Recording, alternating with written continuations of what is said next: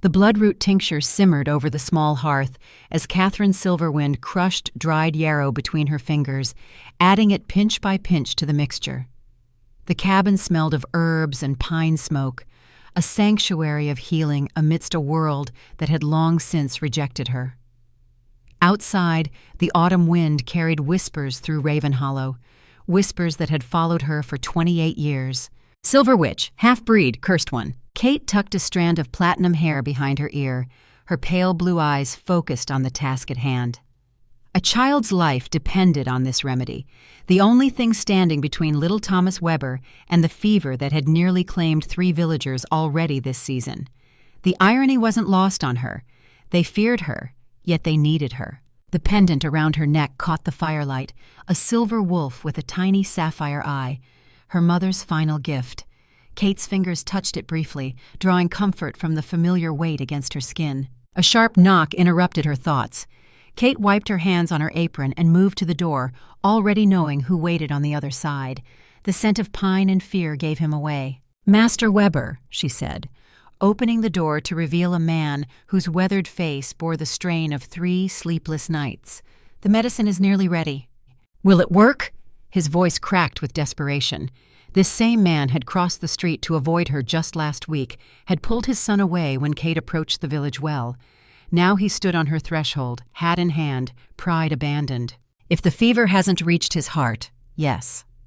Kate turned back to her work table, adding the final ingredient, 3 drops of wolf's bane extract, a secret component that made her remedies more effective than any other healers in the territory.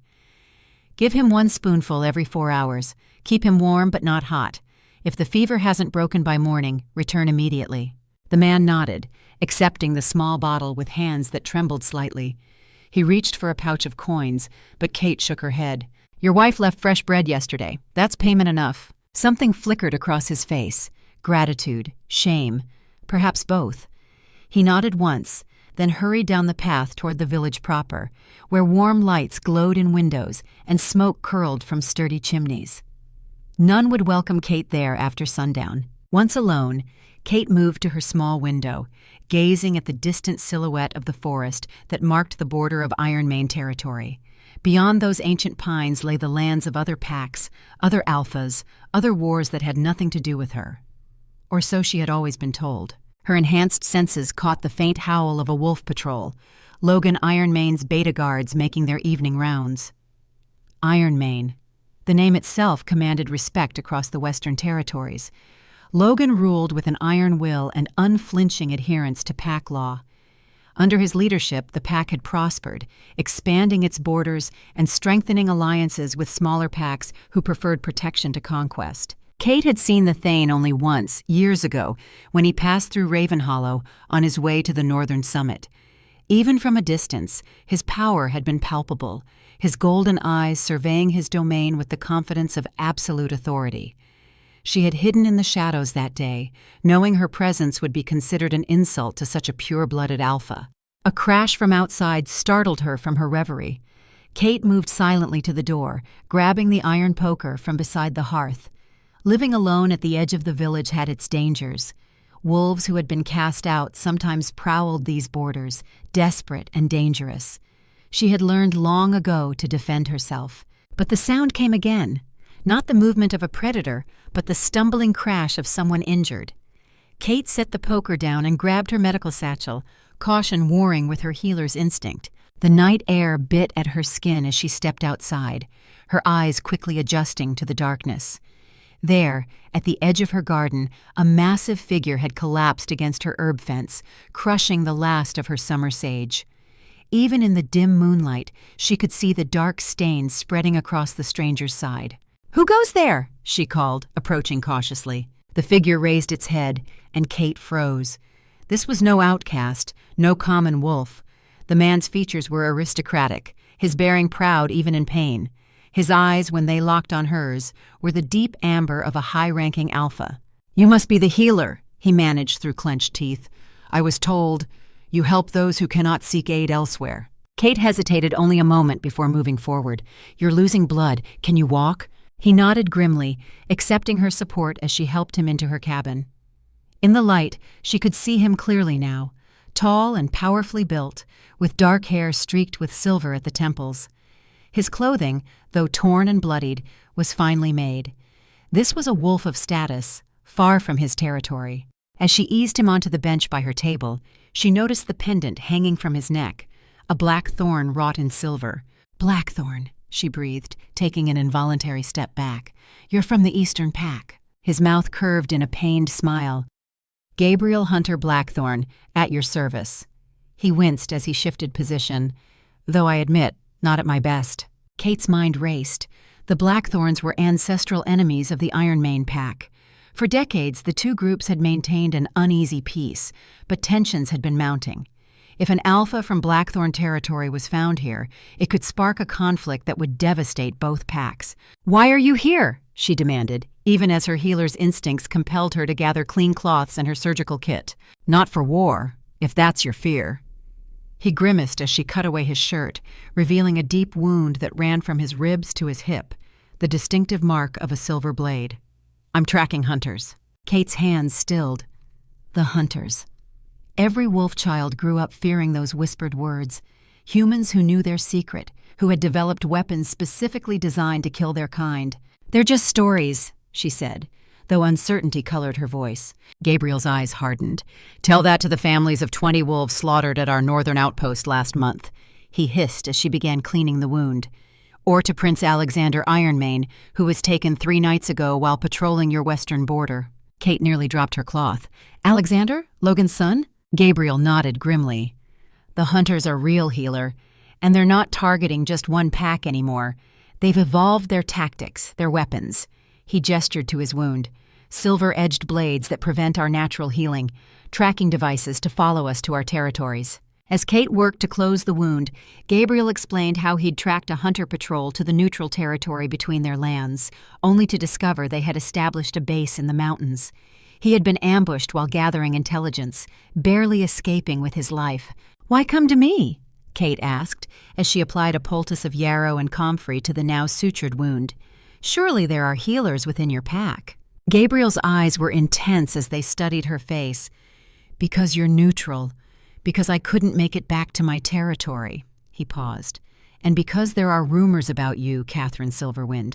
Rumors that you possess healing knowledge beyond what any pack healer can claim." Kate secured the bandage around his torso, her face carefully blank. "People talk nonsense about what they don't understand." "Perhaps."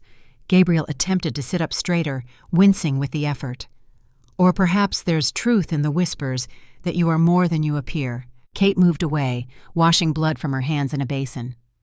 "Rest. The wound was deep, and even with your alpha healing, you'll need at least a day before you can travel." Gabriel caught her wrist as she passed, his touch surprisingly gentle for one so powerful. "The hunters don't distinguish between packs, Catherine. They see all wolves as abominations to be exterminated. If we don't stand together, we fall separately." She pulled her hand away, uncomfortable with the intensity in his gaze. "I'm not part of we, Alpha Blackthorn. I've never been accepted by any pack. And yet you wear the silver wolf." His eyes dropped to her pendant. A curious choice for one who claims no allegiance. Kate's hand instinctively covered the pendant. "It was my mother's. Nothing more." Gabriel seemed about to say something else when a howl pierced the night, close and bearing the distinctive pattern of Ironmane scouts. "They're searching," Kate said, moving to the window. "If they find you here—" "It would be unfortunate for us both," Gabriel agreed. With a grunt of pain, he rose to his feet. "I should go." "You'll reopen your wound," Kate protested. "Better that than bring war to your doorstep." He gathered his torn shirt. "Thank you for your aid, healer. Remember what I said about the hunters. They're coming for us all." Before she could respond, another howl sounded, even closer. Gabriel moved to the back door, his movement stiff but determined. "Wait," Kate said, making a quick decision. She hurried to a loose floorboard near her bed, pulling it up to reveal a small space beneath. "My mother built this hiding place. It's lined with mountain ash and rowan. It will mask your scent." Gabriel hesitated, pride warring with practicality. Finally, he nodded, lowering himself into the cramped space. Kate replaced the board just as pounding sounded at her front door. When she opened it, she found Margaret "Maggie" Stoneclaw, a beta she recognized from previous village visits. Behind her stood 2 other warriors, their expressions grim. "Catherine Silverwind," Maggie said formally. "You're summoned to Ironhall." Kate blinked in surprise. "Summoned? For what purpose?" "The blood moon ceremony," Maggie replied, her tone suggesting this should be obvious. "All unmated females of age are required to attend." The blood moon ceremony. Kate had heard of it, of course. The ritual held every 5 years when the autumn moon turned crimson. It was when alphas would select potential mates from among the eligible females of the territory. But she had never been included before. "There must be some mistake," Kate said carefully. "I'm not Pack, not really." "Thane Logan's orders were explicit," Maggie replied, her expression softening slightly. "All females, even you." Kate felt the weight of the silver pendant against her skin, suddenly heavier than before. Something was changing. The careful isolation she had maintained for years was being breached, first by a wounded alpha from an enemy pack, and now by this unprecedented summons. "When?" she asked, her voice betraying none of her inner turmoil. "Tomorrow night. The moon will be full." Maggie handed her a sealed parchment bearing the Ironmane crest. "This will grant you passage through the inner territories. Be at Ironhall by sunset." She hesitated, then added in a lower voice, "Wear something appropriate. This isn't a healing clinic." With that, the Beta and her companions turned and disappeared into the darkness, leaving Kate standing in her doorway, the summons cold in her hand. Once certain they were gone, she closed the door and moved to release Gabriel from his hiding place. "Well," he said as he emerged, a wry smile touching his lips despite his pain. "It seems you're more important than you believed, Catherine Silverwind." Kate ignored him, her mind racing. "This makes no sense. I've never been acknowledged by the Pack, let alone invited to a mating ceremony." "Unless they know," Gabriel said quietly. "Know what?" Instead of answering, Gabriel reached toward her pendant, stopping just short of touching it. "May I?" Reluctantly, Kate nodded. Gabriel gently lifted the silver wolf from where it rested against her collarbone, studying the sapphire eye in the flickering firelight. "The silver wolf with the blue eye," he murmured, "the symbol of the Silverwind Pack." "Silverwind is just my name," Kate said, though uncertainty crept into her voice. "My mother was called Elena Silverwind. She died when I was young." "Elena," Gabriel repeated, a strange expression crossing his face. "Of course." He released the pendant, his eyes meeting hers with new intensity. "Your mother never told you about your heritage, did she?" "She told me we were different," Kate admitted, "that our bloodline was special, but that I needed to hide what made me different if I wanted to survive." She frowned. "What do you know of my mother?" Gabriel settled back on the bench, fatigue evident in his features. 25 years ago, before I became Alpha, there was a pack to the north called Silverwind. They were unique among wolves, said to possess abilities beyond transformation. They could communicate with normal wolves, could sense truth from lies. Some said they could even share consciousness with their pack members across vast distances. Kate felt a chill run down her spine. "What happened to them?" "They were massacred," Gabriel said bluntly. "A coordinated attack by the first generation of hunters, aided by traders from within the wolf community. It was believed no Silverwinds survived." His eyes locked on hers. "Until now." Kate shook her head. "If what you're saying is true, why would Logan Ironmane suddenly invite me to this ceremony? Why now, after all these years?" "Because Alexander is missing," Gabriel said. "Because the hunters are moving openly for the first time in decades. Because war is coming, and Logan Ironmane is smart enough to gather every asset he can find." His expression darkened, even ones he previously denied. Kate turned away, moving to the window once more. The forest beyond seemed darker now, filled with secrets and dangers she had spent a lifetime avoiding. "I can't go," she said finally. "Whatever you believe about my heritage, I'm still just a healer. I can't transform. I've never been able to." "Have you tried since you reached adulthood?" Gabriel asked. Kate remained silent. The truth was, she hadn't. After the humiliation of her childhood attempts, the mockery of the village children when she failed to shift while they proudly displayed their wolf forms, she had locked that part of herself away. "The pendant," Gabriel said, nodding toward the silver wolf. "It's not just jewelry. In the old days, Silverwind alphas would create such talismans for their children to suppress their abilities until they were old enough to control them. A protection in dangerous times." Kate's hand went to the pendant, feeling its familiar contours. Could it be possible? All these years, had she been wearing the very thing that prevented her from transforming? Even if that were true, she said carefully, removing it now would be dangerous. If I suddenly manifested abilities after 28 years of appearing human, it would mark you as a target, Gabriel finished. Yes, perhaps your mother's caution was wise. He grimaced as he shifted position. But you can't avoid Ironhall tomorrow. Defying a direct summons from an alpha would be seen as an act of rebellion. It could cost you the protection of living within Ironmane territory. Kate sighed, knowing he was right. Then I'll go. I'll observe the ceremony, remain in the shadows, and return home when it's done. Gabriel's expression suggested he didn't believe it would be so simple, but he merely nodded. I should be gone before dawn. It's not safe for either of us if I remain. You should rest first, Kate insisted. The wound needs time to begin healing, even with the poultice. Gabriel didn't argue, settling onto the small cot in the corner of the cabin. Within minutes, exhaustion and blood loss had pulled him into sleep, his breathing deep and even. Kate watched him for a moment, this strange alpha from an enemy pack who had brought troubling news and even more troubling questions about her past. Then she turned to her workbench, preparing a traveling kit of medicines and bandages. Whatever awaited her at Ironhall tomorrow, she would go as what she had always been, a healer, ready to tend those in need. The silver pendant lay cool against her skin, its secret still untold. Dawn broke over Ravenhollow with fingers of gold and crimson stretching across the sky. Kate had slept little, her mind too full of Gabriel's revelations and the unexpected summons to Ironhall. When she rose to check on her patient, she found only rumpled blankets and a note scratched on a piece of bark. Remember, the hunters come for us all. Trust no one completely. I'll find you again when the time is right. She burned the note in her hearth, watching the bark curl and blacken. Gabriel Blackthorne had vanished like smoke, leaving only questions in his wake. Throughout the morning, Kate prepared for her journey. She packed her best dress, a simple garment of deep green that she had worn only once before, at the village harvest festival years ago. She added her healer's kit, unable to imagine attending any gathering without it. Finally, she cleaned her small cabin meticulously, as her mother had taught her to do whenever leaving home. Always return to order, Elena had said.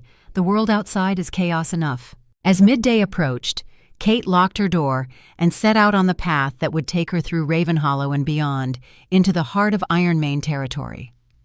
The village was unusually quiet as she passed through.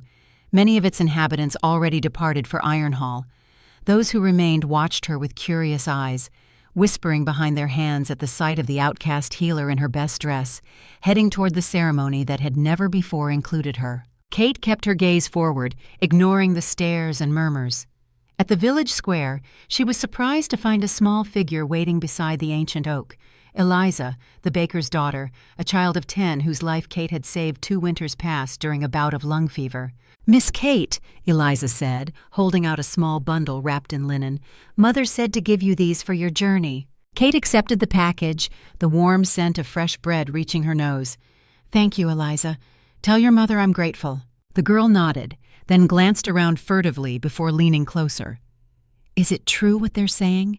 That you're going to Ironhall to be chosen by an alpha?" Kate smiled despite herself. "I'm going because I was summoned, nothing more. No alpha would choose someone like me." "I would," Eliza said with childish certainty. "You're the bravest person in Ravenhollow." Before Kate could respond, a woman's sharp voice called Eliza's name. The girl gave Kate a quick, fierce hug, then darted away, leaving the healer standing alone once more. Brave. The word followed Kate as she continued her journey, leaving the familiar confines of Ravenhollow behind and entering the wider territories that she so rarely visited.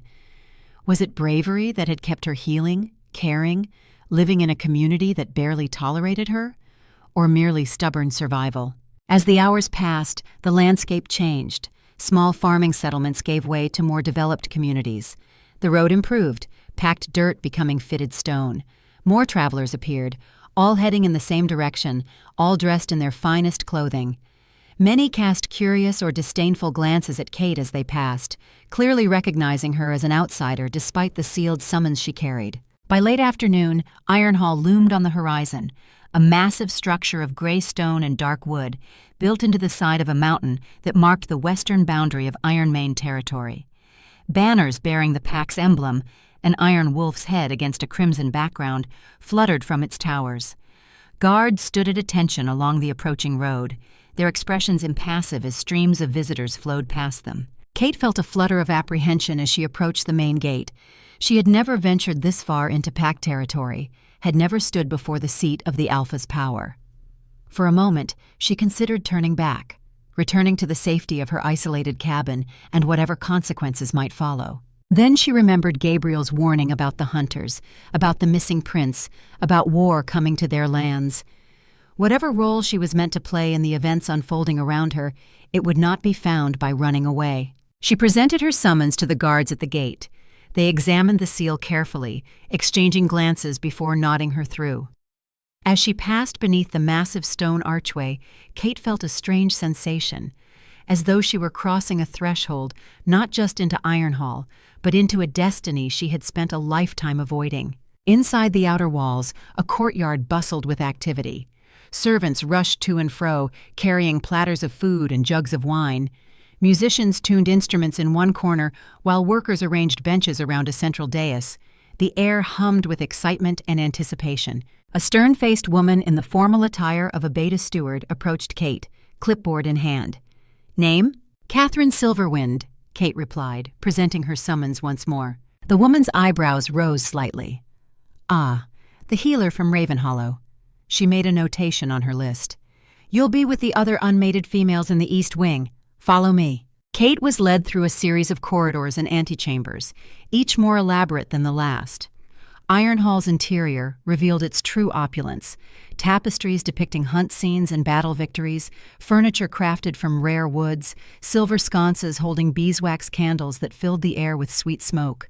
The East Wing proved to be a large chamber where dozens of women were already gathered. Some sat in small groups, talking animatedly.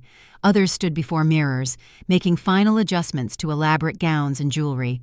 All were beautiful in the way of wolfkind, strong, vital, with the innate grace of predators. Kate's simple green dress suddenly felt woefully inadequate.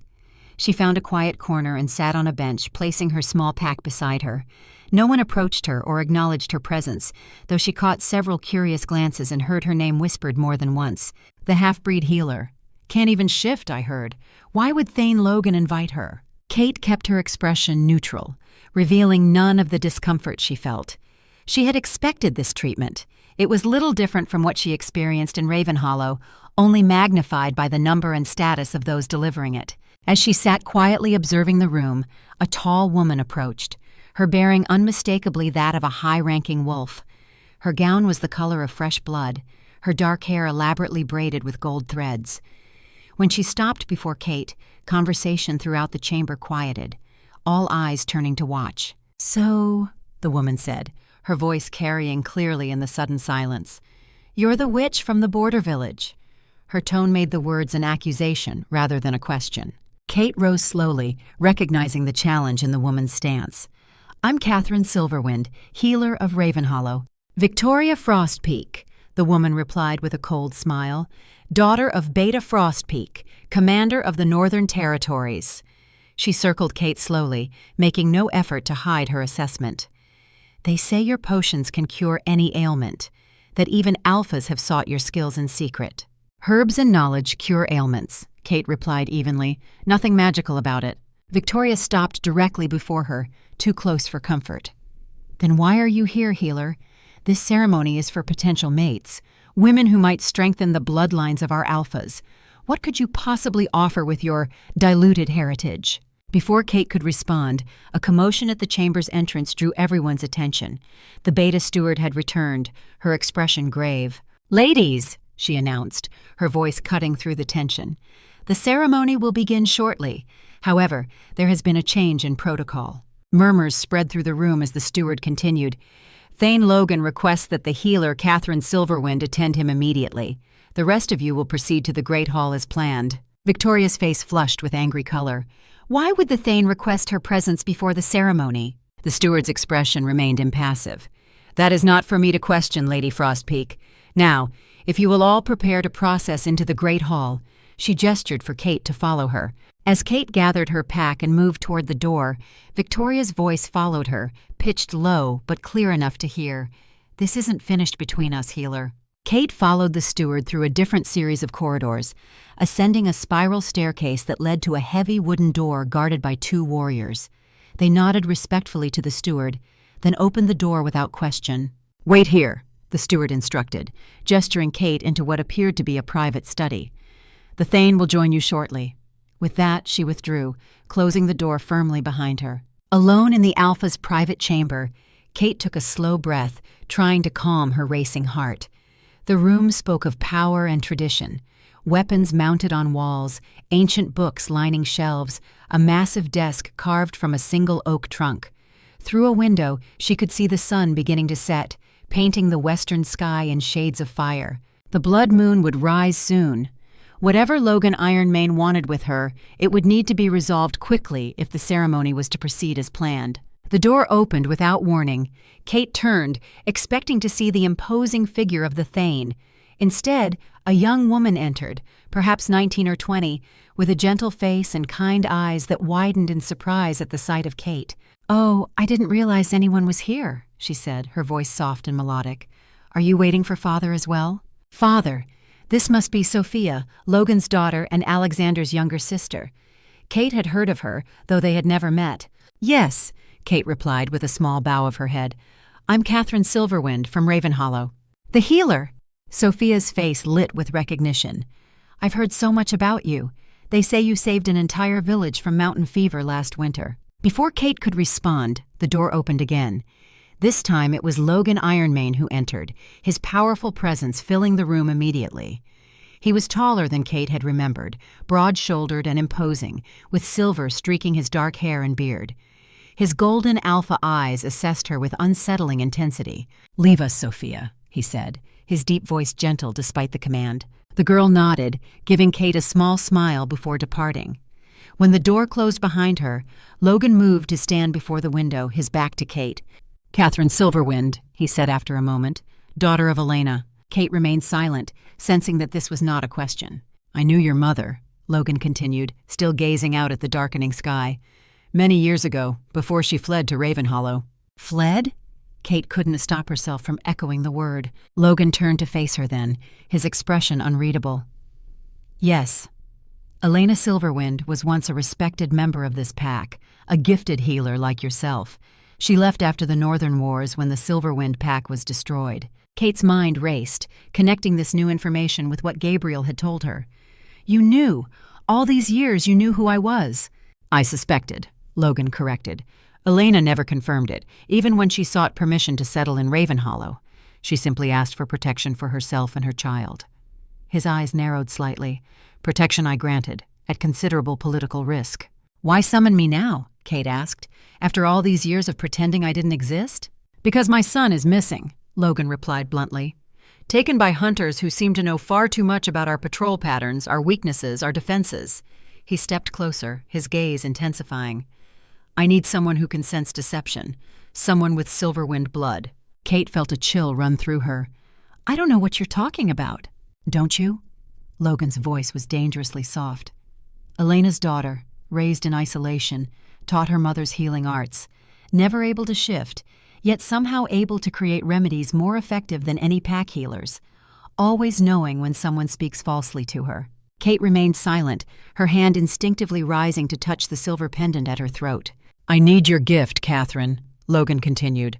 "I believe there are traitors within my inner circle, wolves working with the hunters.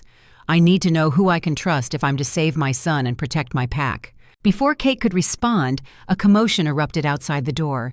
It burst open to reveal Maggie Stoneclaw, her face pale with urgency. "My Thane," she said, bowing quickly. "Forgive the interruption, but you're needed in the Great Hall immediately. There's been an incident." Logan's expression hardened. "What kind of incident?" "Healer Blackwood has been found dead," Maggie reported grimly. "His throat was cut, and on the wall above him, written in his blood." She hesitated, glancing at Kate. "Speak," Logan commanded. The words, "Silver eyes will see the truth," Maggie finished. Logan's gaze snapped to Kate, reassessing her with new intensity. "It seems events are moving more quickly than anticipated. Come, both of you."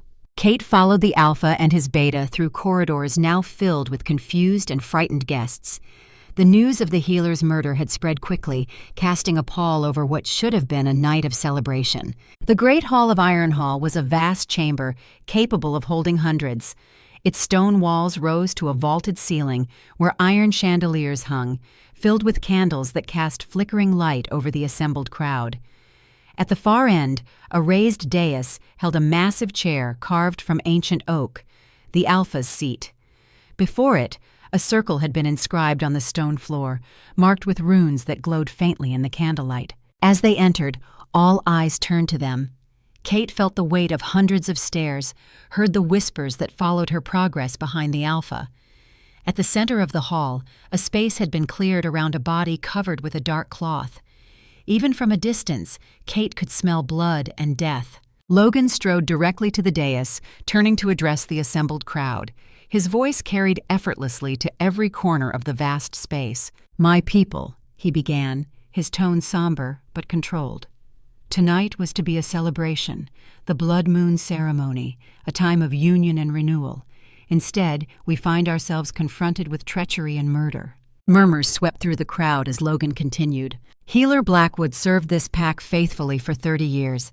His death within these walls on this sacred night is not just a tragedy. It is a declaration of war against the Ironmane pack." Kate remained at the edge of the crowd, watching the faces of those nearest to Logan.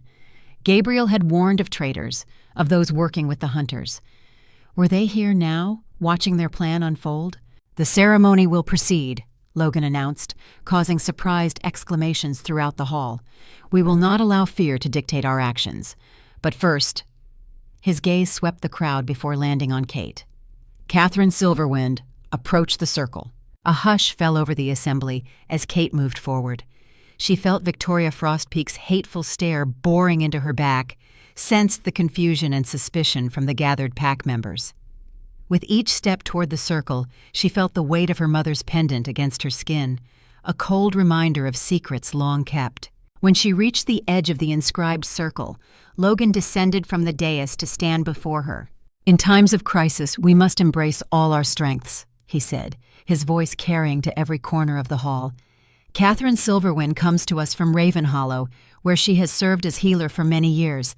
She also carries the blood of the Silverwind pack, wolves known for their ability to sense truth from lies." Gasps and exclamations erupted from the crowd. The Silverwind pack was legend to many, a nearly mythical lineage believed extinct. "I call upon her now to help us identify the traitor in our midst," Logan continued. "She will participate in the blood moon ceremony not just as a potential mate, but as a truth seer." Victoria pushed her way to the front of the crowd. "My Thane, this is unprecedented. The ceremony is for pure-blooded wolves only. She cannot even shift." Her voice dripped with disdain as she pointed at Kate. "She carries the blood of an ancient line, Lady Frostpeak," Logan replied coldly. "More ancient than yours or mine. The ceremony will proceed with her participation." Before Victoria could protest further, Logan turned to Kate. "Step into the circle, Catherine Silverwind. If your blood is truly that of the Silverwind line, the runes will recognize you." Kate hesitated, fear and uncertainty warring within her. This was far beyond what she had expected when she received the summons. She thought of Gabriel's warnings, of her mother's cautions, of the murdered healer whose blood still scented the air. Then she thought of Alexander, the missing prince whose life hung in the balance, of the threat that loomed over all wolves if the hunters continued their campaign of extermination. With a deep breath, she stepped into the circle. Immediately, the runes flared with brilliant blue light. A collective gasp rose from the onlookers as the light spread, flowing like water along the inscribed lines until the entire circle glowed with supernatural radiance. Kate felt a surge of energy rush through her body, centered on the silver pendant at her throat. The wolf's sapphire eye began to glow with the same blue light as the runes, growing warmer against her skin until it seemed to burn. Logan's eyes widened slightly, the only indication of his surprise. "The circle recognizes Silverwind blood," he announced. "Let the ceremony begin." At his words, a group of robed figures emerged from a side chamber, carrying silver bowls and ceremonial daggers. The eldest among them, a white-haired woman with faded alpha gold eyes, approached Kate first. "I am Elder Meredith," she said, her voice cracking with age, "last living wolf to have witnessed the glory of the Silverwind pack before its fall. Give me your hand, child of Elena." Kate extended her hand, palm up. The elder produced a small silver dagger and, with a quick motion, drew its edge across Kate's palm. Blood welled from the cut, startlingly bright in the runelight. "Blood reveals blood," Elder Meredith intoned, collecting Kate's blood in a small silver bowl.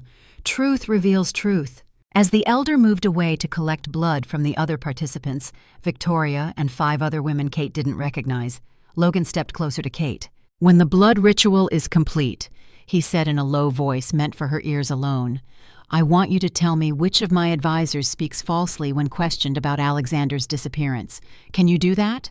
Before Kate could answer, Elder Meredith returned to the center of the circle, the silver bowl now containing mingled blood from all 7 women. She raised it high, chanting in an ancient language that Kate somehow understood, despite never having heard it before. "Moon of blood, reveal the ties that bind. Show us the paths of destiny, the unions that will strengthen our pack in the darkness to come." The elder poured the blood onto the center of the circle. Instead of splattering across the stone, it flowed like quicksilver, forming patterns that corresponded to the runes inscribed there. But as the blood reached the rune directly before Kate, something unexpected happened. The blood began to glow with golden light, rising from the stone in a thin stream that hovered in the air before her. The assembled crowd fell completely silent, watching in astonishment as the blood stream twisted and formed the shape of a crown, the symbol of the Alpha bloodline. Elder Meredith staggered back, her aged face pale with shock. "Impossible," she whispered. Logan stepped forward, his expression thunderous. "What does this mean, Elder?" Before the old woman could respond, the great doors of the hall burst open. A figure stood silhouetted against the torchlight from the corridor beyond, tall and powerful, his clothing torn and bloody. "Father," the newcomer called, his voice echoing through the stunned silence. "I've returned." "Alexander," Logan breathed, moving swiftly toward his son. But Kate remained frozen in place, her eyes locked on the hovering blood crown. As Alexander moved into the light of the hall, his gaze swept the assembly until it found her, standing in the glowing circle. Their eyes met across the crowded space, her pale blue ones, his burning alpha gold, and in that instant, Kate felt something shift inside her, as though pieces of a puzzle long scattered were suddenly falling into place. The pendant at her throat grew searing hot. With a sound like crystal shattering, the sapphire eye of the silver wolf cracked, releasing a flood of blue energy that enveloped Kate in blinding light. She felt her bones shift, her senses sharpen to painful acuity, her very cells remembering a heritage long suppressed. When the light faded, Kate stood transformed. Her eyes, once pale blue, now shone silver in the candlelight. The energy that had been bound by her mother's pendant now flowed freely through her veins, awakening abilities dormant since birth. Alexander pushed through the crowd until he stood at the edge of the circle, his expression a mixture of wonder and recognition. "The true mate bond," Elder Meredith announced, her voice carrying throughout the hall. "The rarest of all wolf bonds, the blood moon has chosen." Victoria's face contorted with fury. "No, she's nothing, a half-breed who can't even shift." But even as the words left her mouth, Kate felt the final barrier within her break. The shift came naturally, as though her body had always known how to make this transformation. Where Kate had stood moments before, a wolf now crouched, fur as white as new snow, eyes gleaming silver in the runelight. Alexander stepped into the circle, kneeling before the white wolf. He extended his hand, palm up in the ancient gesture of greeting between wolves. Kate touched her muzzle to his hand, completing the acknowledgement. "My mate," Alexander said softly, "found at last." Logan approached the circle, his expression grave despite the joy of his son's return. "Alexander, what happened? How did you escape the hunters?" Alexander rose, his hand resting lightly on Kate's head as she shifted back to human form, the transformation as smooth as though she had been practicing it all her life. "I didn't escape, Father," Alexander replied, his voice hard with anger. "I was released, deliberately, with a message." He turned to face the assembled crowd. "The hunters wanted me to deliver a warning. They're done hiding in the shadows. They've declared open war against all wolf kind." Chaos erupted in the hall, shouted questions, expressions of disbelief and fear. Logan raised his hand for silence, which fell gradually across the assembly. "What else, son?" he asked, sensing Alexander was withholding something. Alexander's grip tightened slightly on Kate's shoulder. They have a new weapon, a poison that targets our kind specifically. They called it the Silver Curse. It prevents shifting, weakens even alphas to near-human strength. His eyes met Kate's. They claim there's no cure. There's always a cure, Kate said, speaking for the first time since the ceremony began. Her voice carried clearly despite its softness. If it was created, it can be undone. Victoria pushed forward again, her face twisted with hatred. Listen to yourselves! Taking counsel from a half-breed while hunters prepare to slaughter us all. Kate turned to face her accuser, new confidence flowing through her with the awakened Silverwind power. You speak of slaughter while reeking of fear, Lady Frostpeak. What is it you fear more, the hunters or the truth I might reveal about you? Victoria took an involuntary step back, her eyes widening. In that moment, Kate knew with absolute certainty, as clearly as if Victoria had confessed aloud, that the woman had been working with the hunters. The truth-sensing ability Logan had spoken of was real, and now fully awakened within her. She knows, Kate said quietly, turning to Logan. She knows where the hunters' base is located. She helped them take Alexander. Guards moved immediately to surround Victoria, who backed away, her composure crumbling. This is absurd! She has no proof! I don't need proof, Kate replied. Your blood speaks the truth your lips deny. She pointed to the pattern still visible on the stone circle, where Victoria's contribution had separated from the others, turning black against the glowing runes. The blood moon has revealed you, traitor. With a scream of rage, Victoria drew a concealed dagger from her sleeve and lunged toward Kate.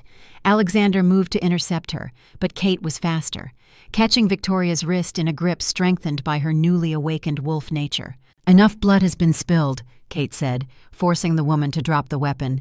You'll answer for your betrayal, but not with your life. That's not our way. As the guards dragged Victoria away, her curses echoing through the hall, Logan turned to address his people once more. Tonight has brought revelations none of us expected, he said, his authoritative voice calming the frightened crowd. My son has returned to us.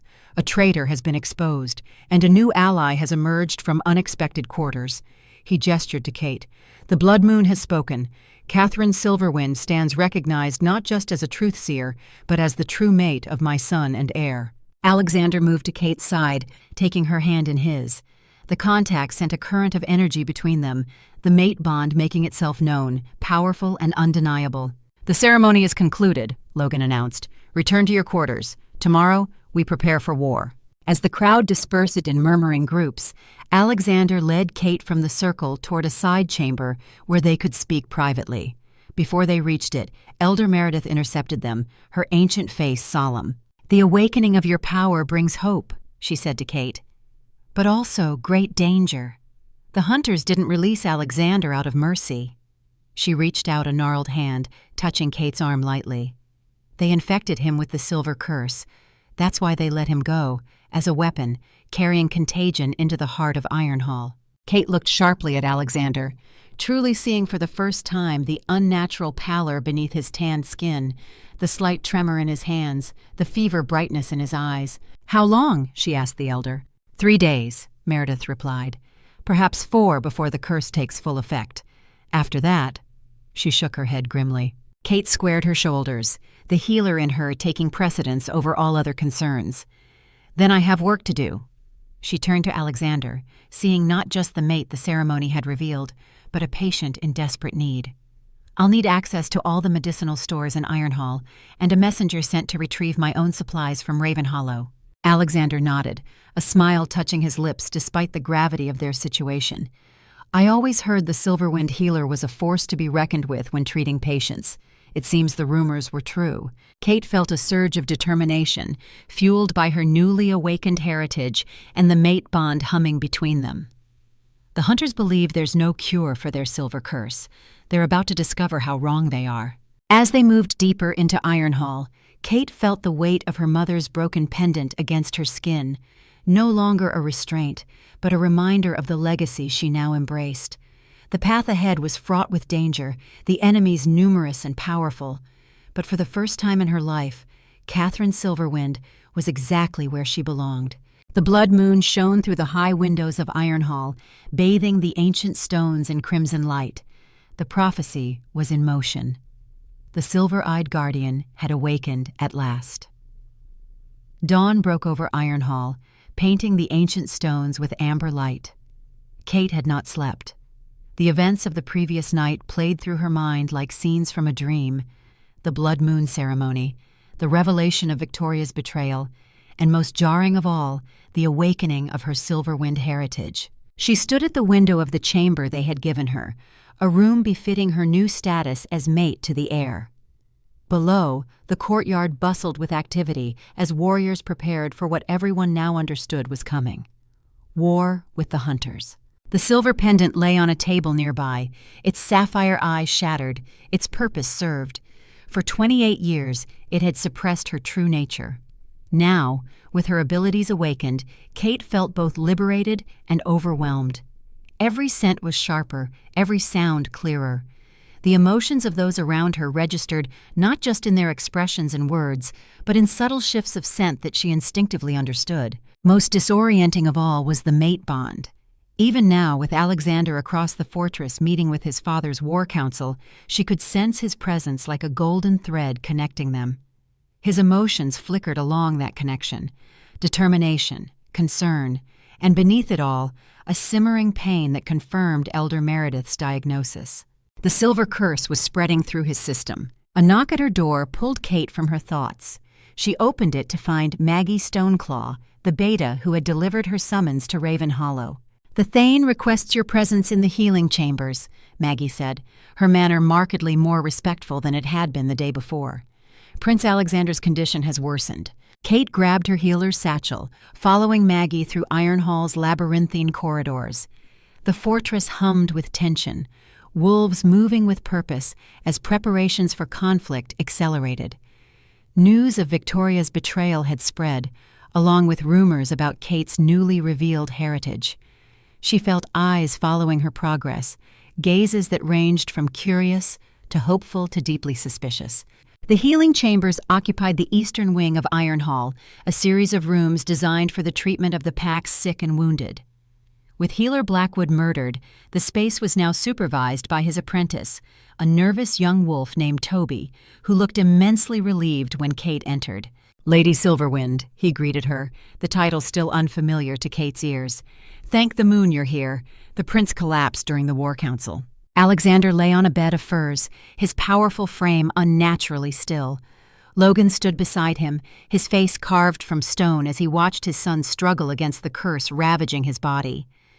Elder Meredith hovered nearby, ancient hands preparing herbs that Kate immediately recognized would be ineffective against whatever poison flowed through Alexander's veins. "Catherine," Logan acknowledged her without taking his eyes from his son. "You said last night there would be a cure. Do you still believe that?" Kate moved to Alexander's side, her healer's instincts taking precedence over all else. She placed a hand on his forehead, feeling the unnatural heat of his skin. His eyes opened at her touch, recognition flickering through the fever glaze. "Kate," he whispered, his voice hoarse, "you shouldn't be close. The curse might be contagious." "I'm immune," she said with a certainty that surprised even her. The knowledge had come from somewhere deep within, from the Silverwind heritage now flowing freely in her veins. "The curse targets shifting abilities. My nature is different." She turned to Logan, her voice steady despite the gravity of the situation. "I need to know exactly what happened during Alexander's captivity. Everything he observed about the hunters' methods, their weapons, their facility." Logan nodded to Elder Meredith, who withdrew a small vial from her robes. "Dream Truth Serum," she explained. "It will allow him to speak clearly despite the fever, and remember details that might otherwise be lost." Kate administered the serum, watching as Alexander's breathing steadied, his eyes clearing slightly as the potion took effect. When he spoke again, his voice was stronger, though still rough with pain. "They kept me in a facility built into the mountains north of the neutral zone," he began. "Modern equipment, military-grade weapons. This wasn't some ragtag group of human vigilantes. They had funding, training, purpose." "How many?" Logan asked. "At least 50 at the facility," Alexander replied. "But they spoke of other bases, a network across the continent. Their leader called himself director, nothing more." Kate listened intently, gathering each detail like ingredients for a remedy. "The poison," she prompted. "How was it administered?" Alexander's jaw tightened with remembered anger. They called it the next phase of their solution, a biological weapon designed specifically for our kind. They injected me with it the day before they released me, called it their parting gift. His eyes met Kate's. They wanted me to bring it back, to infect the pack before anyone realized what was happening. A clever strategy, Logan growled.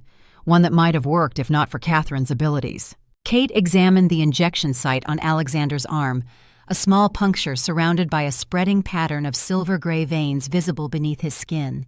She had never seen anything like it, yet something about the pattern stirred ancestral memory within her silver-wind blood. "Elder Meredith," she said without looking up. "In the old stories of the Silverwind Pack, was there mention of a silver plague, something that affected wolves' ability to shift?" The ancient wolf looked startled. "Yes, there are tales from before the Great Division, when all wolves were one pack, a sickness that turned fur to stone and froze the shift between forms." She frowned. "But those are just legends from the before time. Or perhaps history that's become legend," Kate murmured. She placed her hand over the infection site, closing her eyes to focus her enhanced senses. Beneath Alexander's skin, she could feel the poison moving like liquid silver, targeting the cells that enabled transformation. "I need mountain ash, silver nitrate, bloodroot, and moonflower," she said, opening her eyes, "and access to whatever remains of Healer Blackwood's personal records. If the hunters have rediscovered an ancient weapon, the cure may also lie in ancient knowledge." Logan nodded to Toby, who hurried to gather the requested items. "Whatever you need is yours," the Alpha said. "Save my son." Kate met his golden gaze steadily. "I will, but there's something else we must discuss." She lowered her voice. "Victoria's betrayal goes deeper than we know. Before she was taken away, I sensed other conspirators within Ironhall. The hunters have infiltrated your pack structure more thoroughly than you realize." Logan's expression hardened. "Names?" "I don't have them yet," Kate admitted. "I need to be present during interrogations, to use my truth sense. But we must move carefully. If they realize I can identify them, they may accelerate their plans." A commotion outside the healing chambers interrupted their conversation. The door burst open to admit a bloodied warrior supported by 2 companions. Kate recognized Marcus Stoneheart, one of the Beta Patrol leaders. "My Thane," he gasped, blood flowing from a wound in his side. "We found the hunter base, but they were waiting for us, an ambush." Logan moved swiftly to support the injured Beta. "How many lost?" 3 dead, 5 wounded, Marcus reported grimly. "They have new weapons, guns that fire silver shrapnel, exploding on impact, tore through Gregor and Sasha like they were nothing." His face contorted with rage and grief. "They knew our patrol routes, our signals, everything." Kate helped ease the wounded Beta onto a treatment bed, her mind racing. The situation was deteriorating faster than anticipated.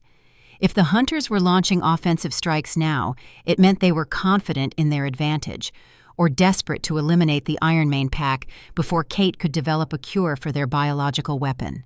As she worked to clean and dress Marcus's wounds, a new scent reached her heightened senses, familiar yet unexpected.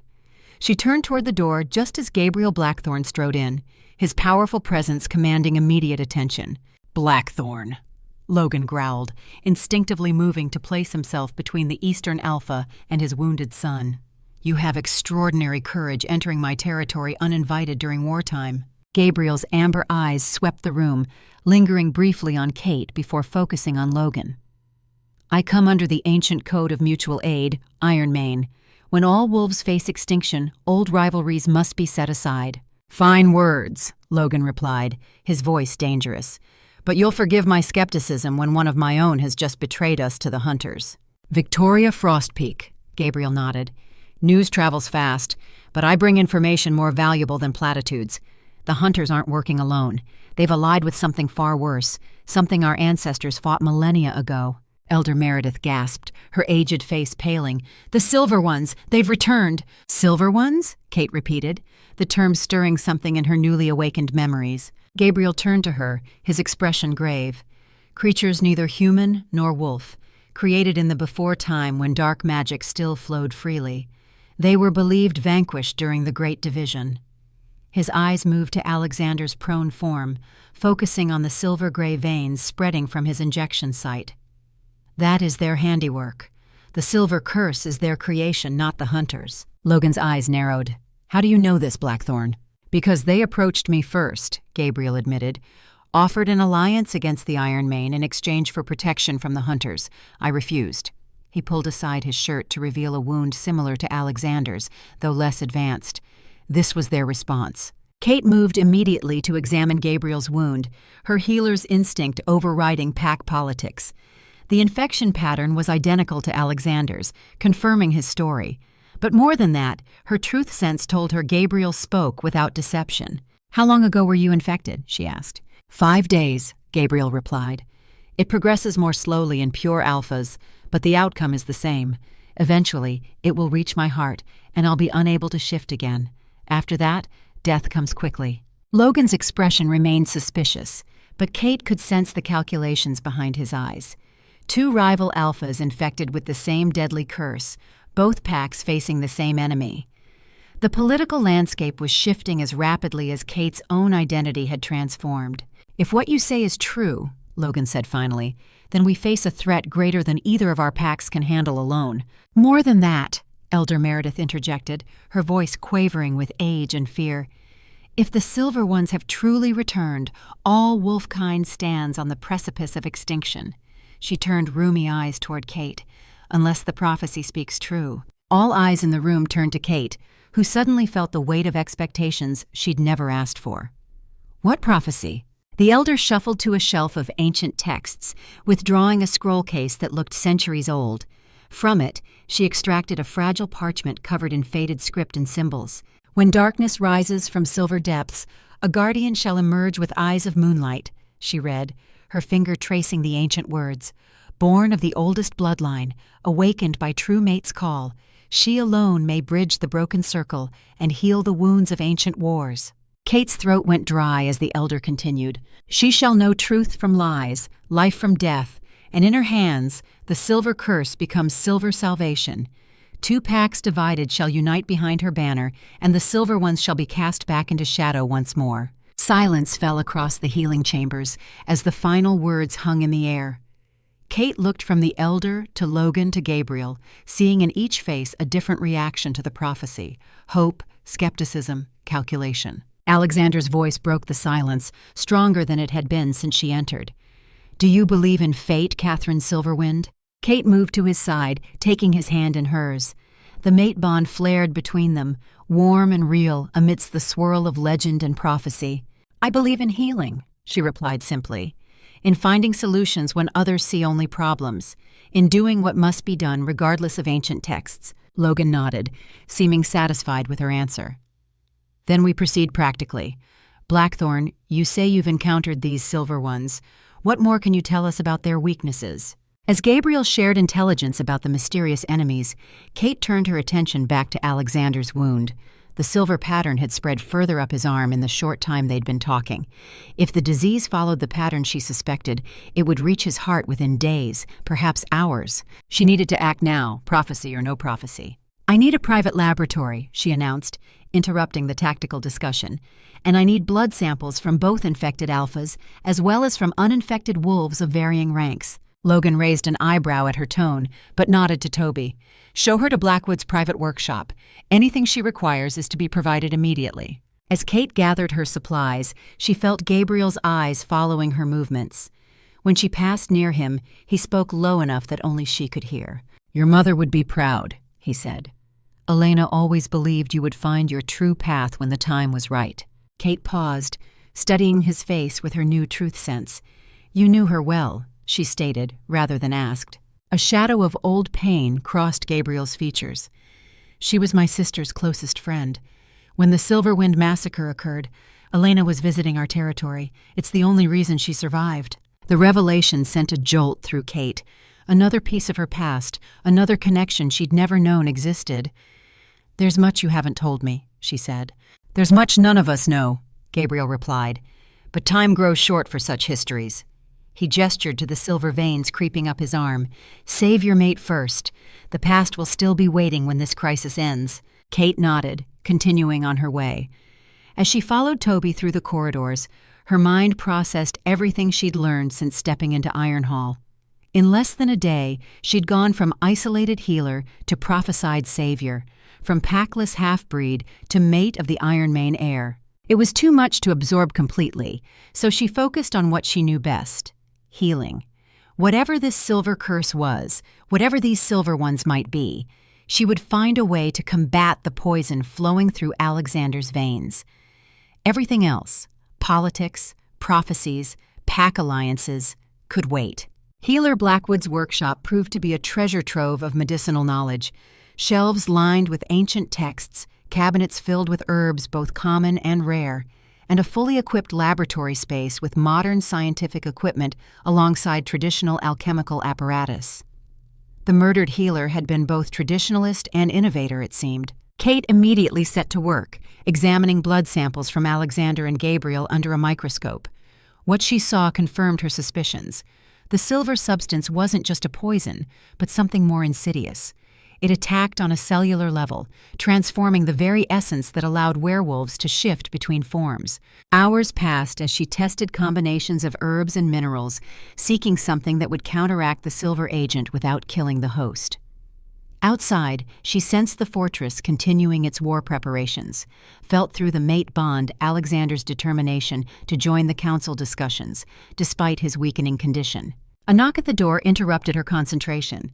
She opened it to find Sophia, Logan's daughter, carrying a tray of food. "Father thought you might forget to eat," the young woman said with a small smile. "He says all healers are the same that way." Kate accepted the tray gratefully, suddenly aware of her hunger. "Thank you." Sophia lingered, her curiosity evident. "Is it true what they're saying, that you're the one from the ancient prophecy?" "I'm a healer trying to save your brother," Kate replied, choosing her words carefully. "Prophecies are Elder Meredith's domain, not mine." Sophia's expression turned serious. "Alexander believes it. I've never seen him like this before. Even dying, he has this certainty about you." She hesitated. "He's never had a mate bond before. None of us expected, well, that it would be with someone like me," Kate finished for her. Sophia had the grace to look embarrassed. "I didn't mean—" "It's all right," Kate assured her. "Until yesterday, I didn't believe I could shift forms. We're all adjusting to new realities." After Sophia left, Kate returned to her work with renewed focus. The samples under the microscope continued to show the silver agent consuming healthy cells. She had tried traditional remedies: mountain ash, wolfsbane, silver nitrate in carefully measured amounts, all without success. Frustrated, she turned to Blackwood's personal journals, hoping the murdered healer had encountered something similar in his long career. As she flipped through the pages of meticulous notes, a loose sheet fell out, older than the others, the handwriting different. The page contained a single formula, labeled simply, "Silver Wind Remedy for the Gray Death." Below it, a note, "From Elena's records, preserved in case history repeats itself." Kate's heart raced. Her mother had known of this disease, had perhaps even created a cure for it. Blackwood had preserved the knowledge, hidden among his own records where only another healer might find it. The formula was complex, containing ingredients she recognized alongside others, mentioned only by ancient names. Working feverishly, she began to translate the recipe into modern equivalents, drawing on both her traditional training and the ancestral knowledge now flowing in her blood. By midnight, she had produced a small vial of golden liquid that shimmered with an inner light. When she added a drop to an infected blood sample and observed it under the microscope, she watched in amazement as the silver agent retreated, then dissolved completely. A cure. She had found it, or rather her mother had found it generations ago and ensured the knowledge would survive. Kate gathered her materials and the precious vial, hurrying back toward the main healing chambers. The corridors of Ironhall were eerily quiet, the fortress holding its breath as war preparations continued. Through the mate bond, she felt Alexander's condition worsening, the curse advancing more rapidly than she had anticipated. She was so focused on reaching him that she almost missed the scent, a strange, metallic odor unlike anything she'd encountered before. It stopped her in her tracks, her newly enhanced senses screaming danger. The scent came from a side passage, one that led toward the fortress's lower levels. Something compelled her to investigate, some instinct deeper than conscious thought. Clutching the vial tightly, she changed direction, following the alien smell down a spiraling staircase. The passage led to ancient catacombs beneath Ironhall, burial chambers for generations of Iron Mane alphas. The metallic scent grew stronger, mixed now with the smell of fresh blood. Kate moved silently, her wolf's night vision allowing her to navigate the darkness without a torch. A faint light glowed ahead, coming from one of the oldest burial chambers. Kate approached cautiously, every sense alert. What she saw froze her blood. In the center of the ancient crypt, a figure knelt before the stone sarcophagus of a long-dead alpha. But this was no wolf paying respects to ancestors. The creature's skin gleamed with a metallic luster, its form humanoid yet wrong somehow, too fluid, as though the bones beneath its skin might rearrange themselves at any moment. A silver one, it had to be. The creature was performing some kind of ritual, drawing symbols on the crypt floor with what appeared to be fresh blood. It spoke in a language Kate had never heard, yet horrifyingly, she found she could understand fragments. Blood calls to blood, ancient pact renewed. When silver moon rises, all wolves shall return to dust. Dimbia. The vial in her hand suddenly felt warm, the golden liquid responding to the creature's dark magic. The silver one sensed it too, its head snapping up, eyes like molten metal fixing directly on Kate's hiding place. "Silverwind," it hissed, its voice like metal scraping on stone. "The bloodline persists." Kate knew she should run, should take the cure to Alexander immediately. But some deeper instinct held her in place, the Silverwind heritage within her rising to confront this ancient enemy. "What are you doing here?" she demanded, stepping into the chamber. "This is Ironmane territory." The silver one rose, its movements unnaturally fluid. "Territory," it repeated, the word sounding strange in its mouth. "All territories were ours before wolves walked upright. We reclaim what was stolen." "The curse," Kate said, understanding dawning. "It's not just a weapon, it's reclamation. You're trying to reverse the shift permanently." The creature's metallic face formed what might have been a smile. "Clever wolf. Yes, all wolves return to true form, mindless, perfect animals, as it was before the great changing." Its silver eyes fixed on the vial in her hand. "The remedy. We sensed its creation. You cannot be permitted to use it." It moved with shocking speed, lunging toward her with elongated limbs that seemed to stretch beyond natural limits. Kate reacted instinctively, her body shifting into wolf form with a fluidity that still surprised her. The white wolf dodged the creature's attack, the vial of remedy somehow remaining unbroken, clutched carefully in her jaws. The silver one snarled in frustration, its body rippling as it tried to corner her in the confined space. Kate feinted left, then darted right, making for the chamber entrance. But the creature anticipated her move, cutting off her escape with a wall of silver energy that materialized from its outstretched hands. Trapped, Kate shifted back to human form. The vial now clutched protectively against her chest. "You've already failed," she said, trying to buy time. "I know how to cure the curse now. The knowledge will spread to all packs." "One small remedy," the silver one hissed, advancing slowly. "While our greater work continues, the hunters are merely tools, wolves are merely obstacles. The ancient cycle turns again." As it spoke, Kate noticed something curious. The creature avoided stepping on certain stones in the chamber floor, stones marked with symbols similar to those in the ceremonial circle upstairs. An idea formed in her mind, desperate but possible. "If wolves are mere obstacles," she said, edging around the chamber's perimeter, "why bother with elaborate schemes? Why not simply kill us all directly?" The creature made a sound like metal grinding. "Your kind proved resilient in the past. Direct conflict ended poorly for both sides. Strategy required." Kate continued moving, drawing the creature's attention away from her actual goal, a particular symbol carved into the chamber wall behind it. Her mother's formula had contained the same symbol, labeled simply binding. "And Victoria?" she asked. "How did you turn a beta of Ironmane against her own kind?" "Promise of power," the silver one replied with contempt. "So easily corrupted, your alphas and betas with their hierarchies and politics. Promise dominance, and they betray their own without hesitation." Kate had reached her position now, directly before the binding symbol. She needed to act quickly before the creature realized her intent. "There's one thing you've miscalculated," she said, straightening to her full height. "I'm not just any wolf."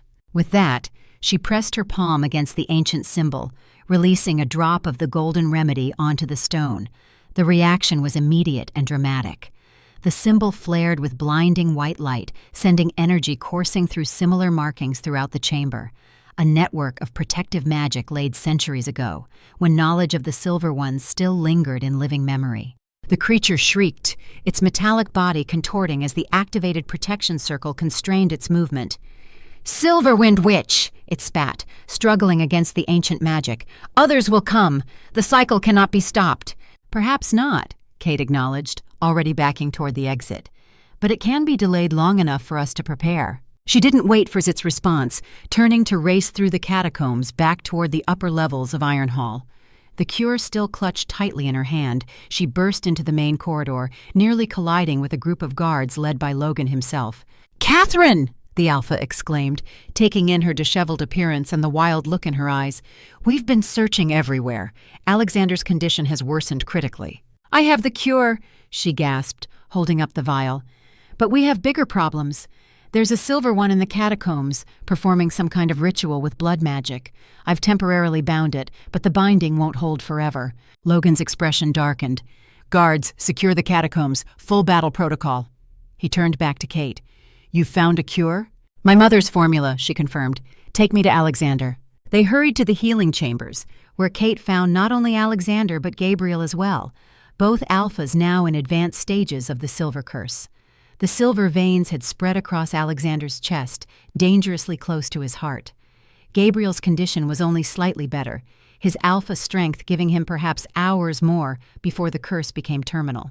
Kate worked quickly, dividing the golden remedy into 2 doses. "It must be applied directly to the original infection site," she explained, "and then a portion taken internally." She administered the cure to Alexander first, her hands steady despite the fear clutching at her heart.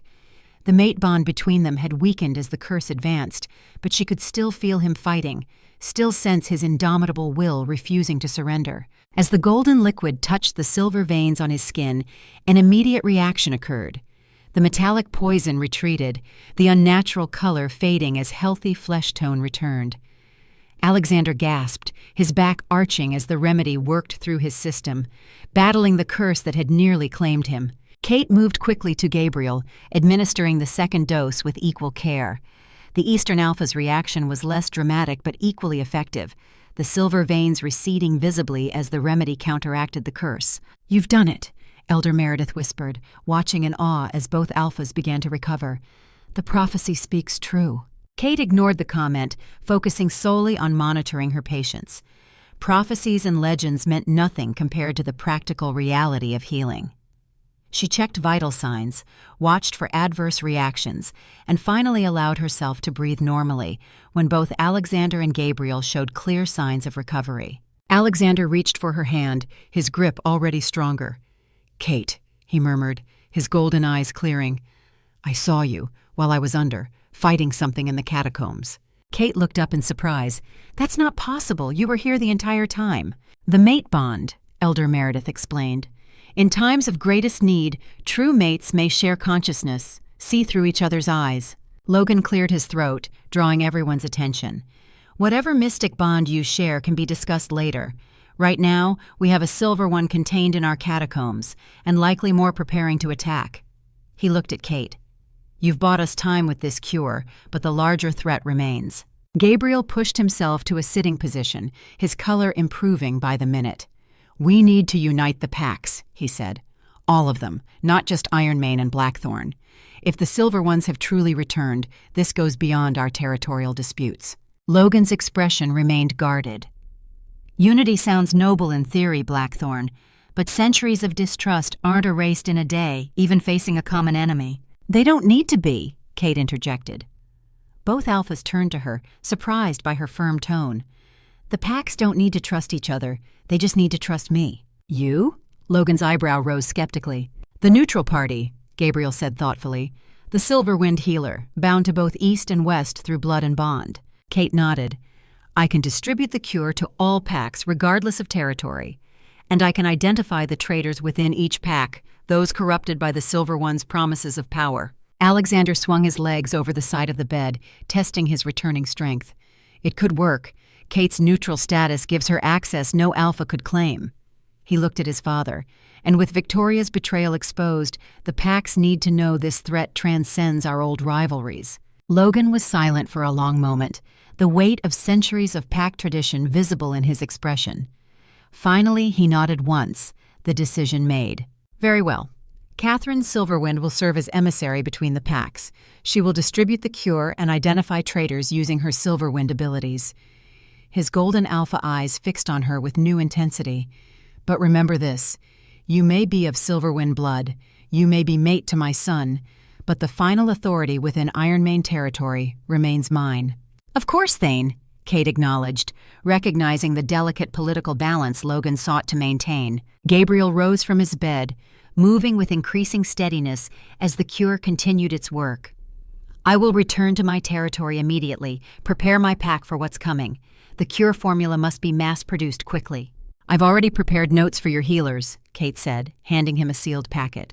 The ingredients are complex, but not impossible to obtain. As plans formed for distribution of the cure and coordination between territories, Kate felt Alexander's presence behind her, his warmth a comfort after hours of frantic work. Through their strengthening bond, she sensed his pride, his gratitude, and something deeper developing between them. Not just the magical connection of true mates, but genuine respect and growing affection. The prophecy called you a bridge between broken circles, he said quietly. I'm beginning to understand what that means. Kate turned to face him, studying the face of the man fate had bound her to. Strong features, intelligent eyes, the natural authority of an alpha born to lead. Yesterday he had been a stranger. Today, their lives were inextricably linked. I never believed in prophecies, she admitted. I still don't, not really. I believe in doing what's necessary, in healing what's broken. If that fulfills some ancient prediction, so be it. Alexander smiled slightly. A practical approach. My father will approve. He reached out, his fingers brushing her cheek in a gesture surprisingly tender from such a powerful wolf. When this is over, when the Silver Ones are defeated, we'll have time to know each other properly, not as figures in a prophecy, but as Kate and Alexander. The moment was interrupted by the return of Logan's guards, their expressions grim. My Thane, the lead guard reported. The binding in the catacombs has been broken. The creature escaped through passages we didn't know existed. He hesitated. And we found these carved into the tomb walls. He handed Logan a parchment showing sketched symbols, a language older than any Kate had seen, yet horrifyingly familiar from the Silver One's ritual. It's a countdown, Elder Meredith whispered, her aged fingers tracing the symbols. 7 days until the silver moon rises. 7 days until they attempt to trigger the mass transformation of all wolfkind back to mindless beasts. Logan looked from the parchment to Kate, to his son, and finally to Gabriel Blackthorn. Ancient enemies now faced with an even older threat. 7 days to unite the Packs, he said grimly. 7 days to prepare for war against an enemy most believed was merely legend. Kate felt the weight of all that had happened, all that was still to come. In one day, her life had transformed beyond recognition. The isolated healer from Ravenhollow now stood at the center of a conflict generations in the making, her newly awakened abilities perhaps the key to their survival. Through the mate bond, she felt Alexander's unwavering support, his absolute confidence in her abilities. It was a strange feeling after a lifetime of being underestimated and marginalized. Strange, but strengthening. 7 days, she agreed, straightening her shoulders. We'll be ready. The Ironmane war room hummed with tension as dawn broke on the 3rd day. Maps covered the massive oak table, marked with reported hunter sightings and suspected Silver One activity. Kate stood between Alexander and Gabriel, studying the pattern of incidents spreading across both territories like a silver stain. They're establishing a perimeter, Alexander observed, tracing the outermost markers. Cutting off escape routes from both Ironmane and Blackthorn lands. Gabriel nodded grimly. Classic military strategy. Contain, then conquer. Kate had barely slept since discovering the cure. The urgency of mass-producing the remedy had consumed her, working alongside healers from both packs to create enough doses for every wolf in their territories. Now, with production underway, she turned her attention to the larger threat. There's something about this pattern, she said, studying the map. It's not just strategic, it's ritual. Logan looked up sharply. Explain. Kate's fingers hovered over the markers, sensing something her conscious mind couldn't quite grasp. Since her awakening, ancestral memories occasionally surfaced, fragments of knowledge from her Silverwind heritage. The Silver Ones were masters of blood magic, she said slowly, the information rising from some deep wellspring within her. They used geographical alignments to amplify their powers. These positions aren't random. They're creating a containment circle for something much larger than just trapping us physically. Elder Meredith shuffled forward, her ancient eyes widening as she examined the pattern Kate indicated. "The Silver Moon Ritual," she whispered. "It's not legend. They're actually attempting it." "What exactly is this ritual?" Alexander asked, his hand unconsciously moving to rest protectively on the small of Kate's back. "A mass reversal," the elder explained, her voice quavering. "The Silver Ones believe werewolves are an abomination, beasts who stole human form. Their ultimate goal has always been to reverse the great change that gave us our dual nature." "That's what the creature in the catacombs said," Kate confirmed. "They want to return all wolves to true form, mindless animals without human consciousness." Logan's expression darkened. "How is this possible? Magic that powerful hasn't existed for millennia." "The silver moon," Gabriel said, understanding dawning. 7 days from the containment. When the moon turns silver at its apex, it happens once every 3 centuries. He turned to Kate. "That's why they created the biological weapon now. It weakens our resistance to the ritual." Kate felt a chill run through her. The silver curse wasn't just a weapon. It was preparation, softening their defenses for the killing blow. "We need to disrupt their containment," Logan decided, his alpha authority brooking no argument. "Strike teams at each marker, destroy whatever focus points they've established." "No," Kate said quietly but firmly. All eyes turned to her, surprise evident on every face. Few contradicted an alpha directly, especially in matters of war strategy. "If we attack blindly, we'll play into their hands. The Silver Ones want us scattered, divided. That's why they've spent generations fostering distrust between packs."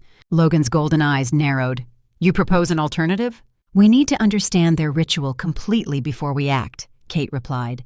"And for that, we need knowledge that's been lost for centuries. We need to find the Silverwind archives." Alexander straightened.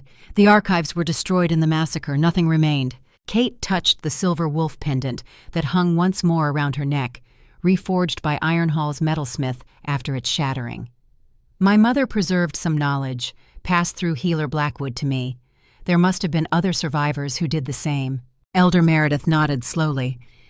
"There were rumors, after the fall of Silverwind territory, whispers of a hidden vault, sealed with blood magic, containing the Pack's most precious knowledge." "Where would this vault be?" Gabriel asked, strategic mind already calculating. "The Silverwind ancestral lands lie between our territories," Logan said reluctantly. "In the dead forest. No wolf has managed to penetrate those woods since the massacre. Something guards them." Kate felt a pull deep within her, as though the very mention of her ancestral home called to her blood. "I can find it," she said with quiet certainty. "The blood that sealed it is the same that flows in my veins."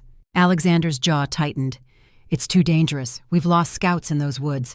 The hunters likely patrol there as well." "I'll go with a small team," Kate countered. "Less chance of detection.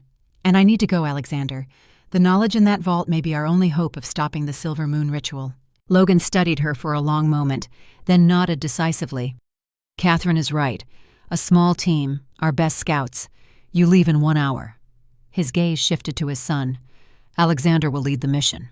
Kate opened her mouth to protest. Alexander had only just recovered from the silver curse, but the determination in his eyes stopped her. Through their bond, she felt his resolve, his need to protect not just her, but everything they both fought for. This was not a battle she could ask him to sit out. "I'll prepare," she said instead, turning toward the door. Gabriel's voice stopped her. "I'm coming too." Logan growled low in his throat. "Blackthorn, your presence complicates matters. Our packs may have a temporary alliance, but old instincts run deep." "Precisely why I should go," Gabriel countered smoothly. "This mission crosses both our territories. The dead forest lies between our lands, and Catherine's heritage connects to both our packs, whether you acknowledge it or not." Kate sensed there was more to Gabriel's insistence than he revealed, some piece of knowledge he held back, but her truth sense confirmed his sincerity about wanting to help. 3 alphas on one mission is unprecedented, Logan said, his tone making clear he included Kate in that count, despite her newly discovered status. But these are unprecedented times. Very well, Blackthorn, but understand this. Alexander commands this mission. You follow his lead in Ironmane territory. Gabriel inclined his head in acknowledgement. Of course. As they left the war room to prepare, Alexander caught Kate's arm, drawing her into an alcove away from prying eyes. You sensed something back there, he said quietly. Something about Gabriel.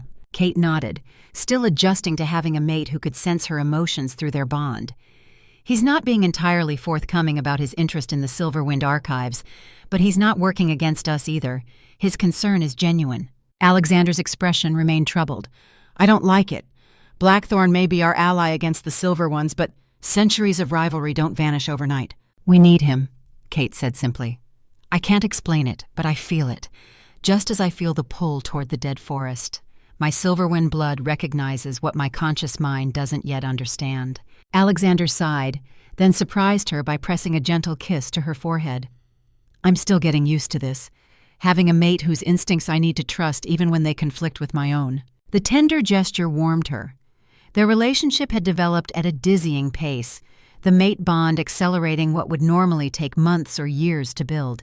Yet beneath the mystical connection, she sensed something deeper growing, genuine respect and affection based on who they were, not just what fate had decreed they should be.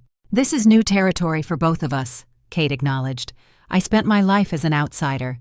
You were born to lead. Now we're bound together facing a threat neither of us fully understands. Alexander smiled slightly, a rare softening of his typically stern features. When you put it that way, it almost sounds romantic. Kate found herself returning his smile despite the gravity of their situation. Almost. The moment of connection sustained her as they separated to prepare for the mission. Kate returned to her quarters, gathering the supplies she'd need, healing materials, of course, but also the small journal containing her mother's notes that had helped her develop the cure. A soft knock at her door revealed Sophia, arms full of outdoor gear. Father thought you might need these, she explained, depositing a set of specially designed clothing on the bed. Wolf Scouts equipment, reinforced but flexible enough for shifting if necessary. Kate thanked her, appreciating the practical consideration. Have you seen the scouts we'll be traveling with? Sophia nodded. Marcus Stoneheart will lead the advance team. He knows the border territories better than anyone. She hesitated. Be careful with him, though. His sister was Victoria's closest friend. He hasn't said anything outright, but there's been tension. Another potential complication. Kate filed the information away, grateful for Sophia's insight. Thank you for telling me, she said, and thank you for accepting me so readily. Not everyone has. Sophia shrugged. Alexander has never been wrong about people. If he trusts you, that's enough for me. A mischievous smile crossed her young face. Besides, anyone who can stand up to Father in the war room has my immediate respect. Within the hour, the mission team assembled at Iron Hall's eastern gate. Marcus Stoneheart, a grizzled beta with hard eyes, commanded 4 elite scouts, 2 from Ironmane, and surprisingly, 2 from Blackthorn territory. Gabriel had brought his own men, apparently with Logan's reluctant approval. The tension between the mixed group was palpable as they checked weapons and supplies. Silver blades for the hunters, iron for the Silver Ones. The latter knowledge gleaned from Elder Meredith's ancient texts. Modern communication devices were deemed too risky. The hunters had technologies that could intercept such signals. Instead, they would rely on wolf senses and, when necessary, the telepathic abilities Kate was still learning to control. As they prepared to depart, Logan approached with Elder Meredith at his side. The ancient wolf carried a small wooden box, intricately carved with symbols Kate recognized from her pendant. This belonged to the last Silverwind Alpha, Meredith said, offering the box to Kate. Salvaged from the massacre and kept safe all these years. I believed someone worthy would one day need it. Kate accepted the box carefully, feeling a strange resonance as her fingers touched the wood. Inside lay a simple silver key, its design ancient and complex. The vault key, Meredith explained. It will respond only to Silverwind blood. Even if the hunters or Silver Ones found the vault, they could never open it without this key and the blood to activate it. Thank you, Kate said, deeply moved by this connection to her heritage. She secured the key on a chain around her neck, alongside her reforged pendant. Logan addressed the group with the formal gravity of an alpha sending warriors to battle. Your mission is clear. Locate the Silverwind Vault, retrieve the knowledge we need to counter the Silver Moon ritual, and return to Ironhall. Avoid engagement with hunters or Silver Ones when possible. This is reconnaissance, not assault. His eyes lingered on his son. No words passed between them, but the pride and concern of a father sending his heir into danger were evident in his gaze. Alexander nodded once, a silent promise to return. With final preparations complete, they slipped out of Ironhall as the sun reached its zenith. Their route would take them through the eastern borders of Ironmane territory, across the disputed neutral zone, and into the dead forest by nightfall, if all went according to plan. Kate found herself between Alexander and Gabriel as they moved through the forest at a pace that would have exhausted her before her awakening. Now, her Silverwind heritage gave her strength and endurance that matched the born wolves around her. They traveled in tense silence for hours, Marcus and his scouts ranging ahead and to the sides, searching for signs of hunter activity. As they approached the neutral zone, the disputed territory between Ironmane and Blackthorn lands, Gabriel moved closer to Kate. "How much did your mother tell you about her past?" he asked quietly, his voice pitched for her ears alone. "Almost nothing," Kate admitted. "I knew she was different, that we both were. She taught me healing arts and warned me to hide what made me unique, but she never spoke of Silverwind or her life before Ravenhollow." Gabriel's expression turned distant. "Elena was extraordinary. When she came to Blackthorn territory seeking sanctuary, my father was still Alpha. He granted her protection without hesitation, despite the political risk. There was something in his tone that caught Kate's attention, a depth of emotion that suggested more than simple respect. "You knew her well," she observed. Gabriel nodded. "She saved my life once, using Silverwind healing techniques no other pack healer understood. We became close. Understanding dawned." "You loved her," Kate said, the truth suddenly clear. "Many did," Gabriel replied diplomatically. "Elena had a way of seeing beyond pack politics to the person beneath, a quality you've inherited." He glanced ahead to where Alexander led the party, along with her capacity for impossible connections. Before Kate could press for more details, Marcus raised his hand in the signal for silence and caution. The group froze, senses alert. Kate caught it a moment later, the faint mechanical whir that betrayed hunter technology. Alexander signaled for them to take cover. Kate followed him into the hollow beneath a massive fallen tree, the others dispersing to similar hiding spots with practiced efficiency. Through the shield of branches, she watched as a hunter patrol emerged from the underbrush. 4 humans in tactical gear, moving with military precision. They carried weapons Kate had never seen before, not the traditional silver bullets or blades, but something more advanced. Small devices on their belts emitted the faint whirring sound they'd detected. "Wolf detectors," Alexander breathed against her ear. "New technology. They can sense our presence within 50 yards. As if to confirm his words, one of the devices began blinking more rapidly. The patrol leader raised his hand, signaling his team to spread out and search. "They've sensed us," Kate whispered. "Can we outrun them?" Alexander's expression was grim. "Not without revealing our presence to every patrol in the area. We need to neutralize them quietly." Through subtle hand signals, he communicated with Marcus and the other scouts. Kate watched in tense silence as the wolves prepared to ambush the approaching hunters. The plan was clear: swift, silent incapacitation, no casualties unless absolutely necessary. The attack was executed with precision. The wolves moved like shadows, emerging from cover to take down their targets before they could raise an alarm. Within seconds, 3 of the hunters lay unconscious on the forest floor. But the 4th, the patrol leader, proved more formidable. As Marcus lunged for him, the man activated some kind of energy weapon. A blast of silver light erupted, catching the Beta Scout across the chest and throwing him backward. Kate moved instinctively, breaking cover to reach the injured wolf. The hunter swung toward her, weapon charging for another blast. Before he could fire, Alexander tackled him from behind, driving him to the ground with supernatural force. The struggle was brief, but violent. The hunter fought with enhanced strength that seemed almost wolf-like, suggesting some kind of chemical augmentation. Alexander prevailed, but not before the man managed to activate an emergency beacon on his belt. "We need to move," Gabriel urged, helping Kate stabilize Marcus. "That signal will bring every hunter patrol in the area down on us." Kate worked quickly, assessing Marcus's injury. The silver energy had burned through his protective gear, leaving an unnatural wound that resisted the natural healing all wolves possessed. Another form of the silver curse, she realized, retrieving herbs from her pack, weaponized as energy rather than poison. "Can you heal him?" Alexander asked, binding the unconscious hunter. "Enough for him to travel," Kate replied, applying a poultice to the wound. "But he'll need the full remedy when we return to Ironhall." They couldn't afford to wait for Marcus to regain consciousness. Gabriel and one of his scouts would have to carry the injured Beta as they pushed forward at an even more urgent pace.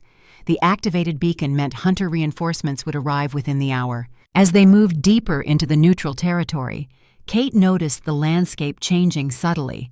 The normal forest began giving way to older growth, massive trees unlike any she'd seen before, their bark silverish in the fading light. The ground underfoot felt different too, more responsive somehow, as though the earth itself recognized her tread. "We're approaching the dead forest," Gabriel informed her, noticing her reaction to the changing terrain. "Can you feel it?" She could. A strange resonance built within her blood, growing stronger with each step toward the ancient Silverwind lands. It wasn't threatening, but it was overwhelming, like hearing thousands of voices whispering just beyond comprehension. "The boundary is ahead," Alexander said, indicating a line of stones half buried in the earth. Ancient markers, their surfaces carved with symbols similar to those on Kate's pendant. "No wolf has crossed these successfully since the massacre. Something in the forest attacks any who enter." Kate approached the boundary stones, drawn by an instinct deeper than conscious thought. The whispering in her blood grew louder, resolving into something almost like words. "It's not attacking," she said slowly, understanding dawning. "It's defending. The forest is protected by Silverwind magic. It doesn't recognize ordinary wolves as friendly." She knelt beside the nearest boundary stone, placing her palm against its weathered surface. The symbol carved there began to glow with soft blue light, responding to her touch. One by one, the other stones activated as well, creating a glowing line that stretched into the distance on either side. "Blood recognizes blood," Kate whispered, repeating the ritual words she'd heard at the blood moon ceremony. As the final stone illuminated, a change swept through the forest beyond the boundary. The oppressive atmosphere lifted, the twisted paths straightening, the shadows retreating to reveal a natural woodland rather than the forbidding dead forest of legend. "The protection is lowered," Kate said, rising to her feet. "We can enter safely now." Alexander stared at the transformed landscape in astonishment. The dead forest was an illusion? "A defense mechanism," Gabriel corrected, his expression thoughtful, "designed to protect the Silverwind secrets until one of their bloodline returned to claim them." Kate stepped across the boundary, feeling a momentary resistance like passing through a thin membrane, then a sense of welcome that brought unexpected tears to her eyes. Some part of her recognized this place at a level beyond memory. This was her ancestral home, the land from which her mother had fled, the territory her people had protected for centuries. The others followed more cautiously, half expecting the forest's legendary defenses to activate despite Kate's intervention. When nothing happened, the tension eased slightly. "Which way?" Alexander asked, surveying the unfamiliar terrain. Kate closed her eyes, letting instinct guide her. The pull she'd felt in Ironhall was stronger here, a definite tug in one direction. "Northwest," she said confidently. "The vault is built into the mountainside." As they traveled deeper into Silverwind territory, Kate noticed animals watching them from the forest. Not ordinary wildlife, but creatures with an unusual silver sheen to their fur or feathers. At one point, a large silver wolf appeared on the path ahead, studying them with uncanny intelligence before melting back into the underbrush. "Guardian spirits," Gabriel murmured. The Silverwind pack was said to commune with the spirit world. These must be remnants of their magic. The journey through the forest took hours, the terrain growing steadily more challenging as they approached the mountain range that had once formed the northern border of Silverwind territory. Just as twilight descended, they emerged into a clearing dominated by a massive cliff face. At first glance, the stone appeared natural, unmarked by tools or time.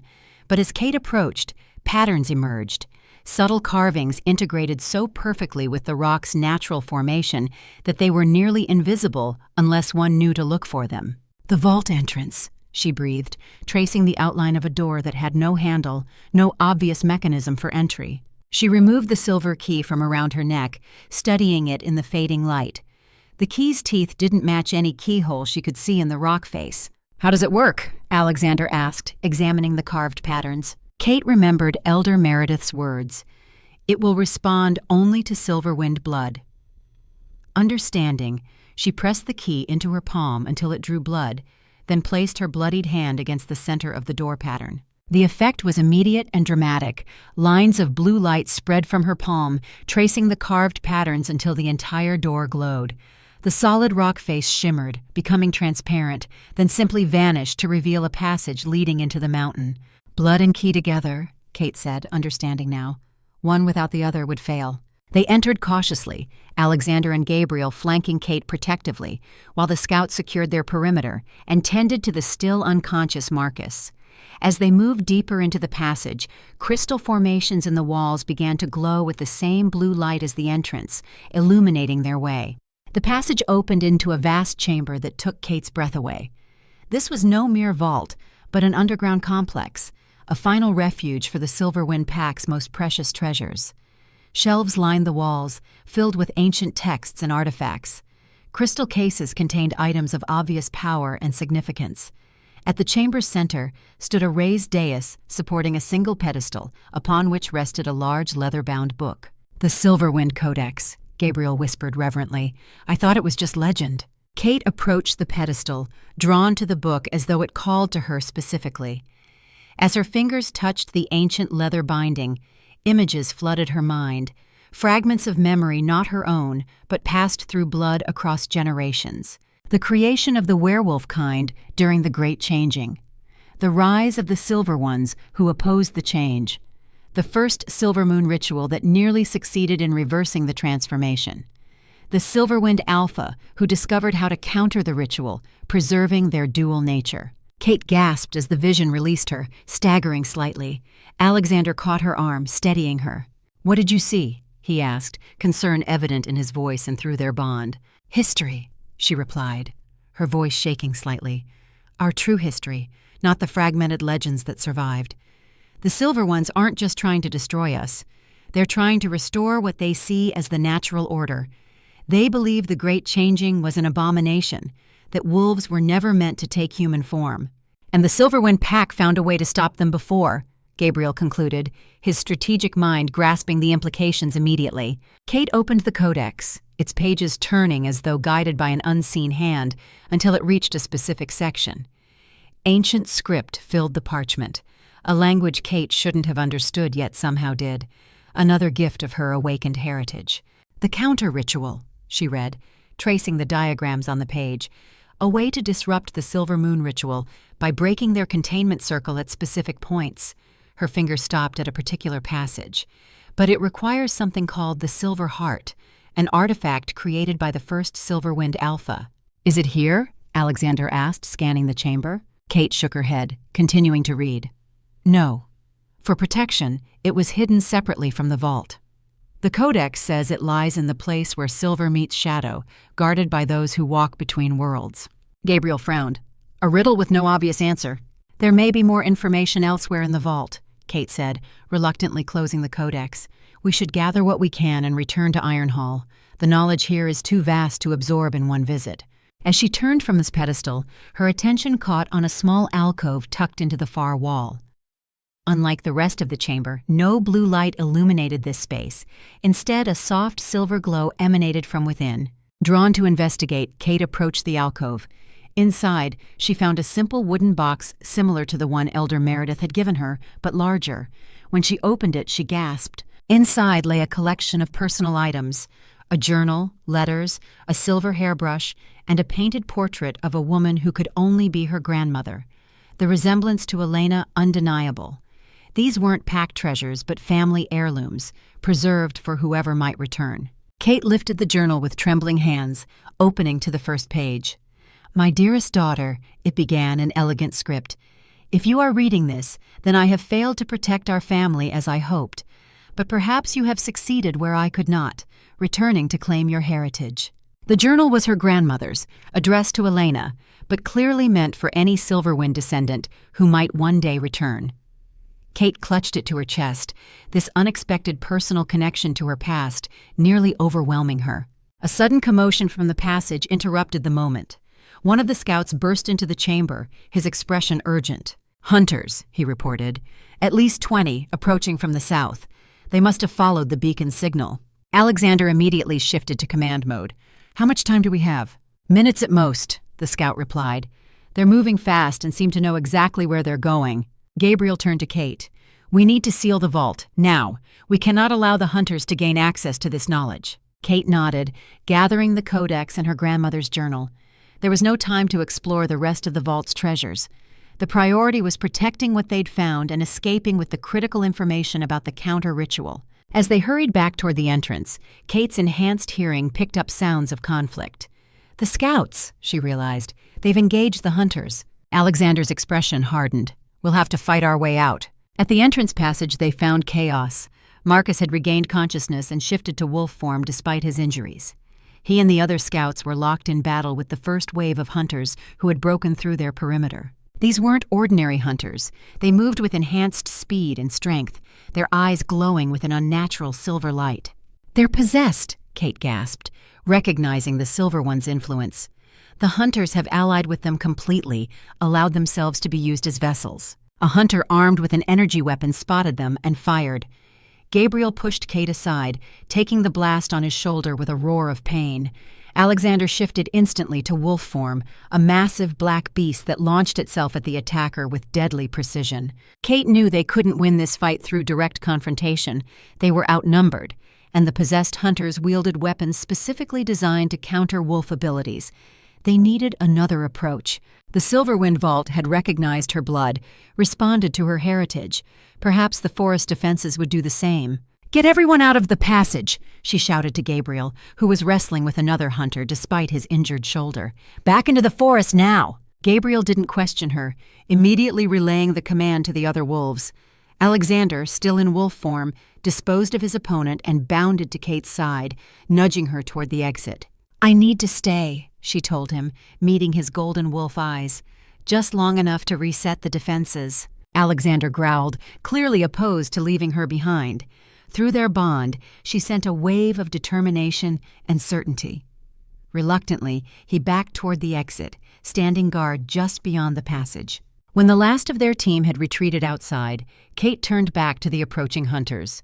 More were pouring into the passage, weapons ready, silver light glowing in their possessed eyes. Kate placed her bloodied hand against the wall of the passage, focusing her will as she had when opening the vault. "Seal and defend," she commanded, the words coming to her instinctively. "Blood of Silverwind commands you." The blue crystals flared blindingly bright. The entire passage shuddered, stone grinding against stone as the ancient defenses activated. The hunters hesitated, suddenly uncertain as the ground beneath their feet began to shift. Kate didn't wait to see more. She turned and ran, the codex and journal clutched tightly to her chest. Behind her, the roar of collapsing stone filled the passage as the vault entrance sealed itself, burying the hunters who had penetrated too deeply. She emerged into the forest to find her companions regrouped, the wounded supported by those still able to fight. Alexander shifted back to human form, quickly donning the clothes one of the scouts offered him. "The vault?" he asked tensely. "Sealed," Kate confirmed. "They won't get in that way again, but we need to move quickly. There will be more hunters coming." Gabriel nodded towards the forest depths. "Not the way we came. They'll have that route covered. We need to go deeper into Silverwind territory, find another way out." Kate closed her eyes briefly, consulting the instinctive knowledge that had guided her thus far. "West," she decided. "There's a river valley that will lead us around the hunter positions. I can feel it." They moved swiftly through the darkening forest, the injured setting their pace slower than ideal. Kate divided her attention between guiding their course and monitoring Marcus's condition, which was deteriorating despite her treatment. The silver energy weapon had affected him more severely than she initially realized. As they traveled, she flipped through the codex, searching for information about the Silver Heart and the counter-ritual. The text described the artifact as the essence of Silverwind magic crystallized, the balance point between human and wolf natures. It was a physical manifestation of the very power that allowed werewolves to maintain their dual form, created as insurance against the Silver One's attempts to reverse the Great Changing. But its location remained cryptic, in the place where silver meets shadow, guarded by those who walk between worlds. The grandmother's journal proved more immediately helpful. The final entries described the growing threat from both hunters and what she called the ancient enemy returning. She wrote of sending Elena away with the infant Kate, of creating the pendant to suppress Kate's silver-wind nature until she was old enough to control it. And most critically, a passage that made Kate's heart race. "I have entrusted the heart to the shadow guardians at the Silver Falls. They will protect it until a true Silverwind returns to claim it. Elena knows the way, though I pray she never needs to seek it out." Silver Falls. Kate knew that name, a legend among the packs, a place of supposed power where the veil between worlds grew thin. It lay on the far western edge of what had been Silverwind territory, now considered part of the neutral zone between the major pack lands. "I know where the Silver Heart is," she told Alexander and Gabriel as they paused to rest by a small stream. "Silver Falls. My grandmother hid it there before the massacre." Gabriel's eyes widened. "Silver Falls is no legend. It's a real place, though few wolves venture there. The energies are unpredictable." "The Shadow Guardians," Alexander mused. "What are they?" "Spirit wolves," Kate replied, the knowledge surfacing from her awakened heritage.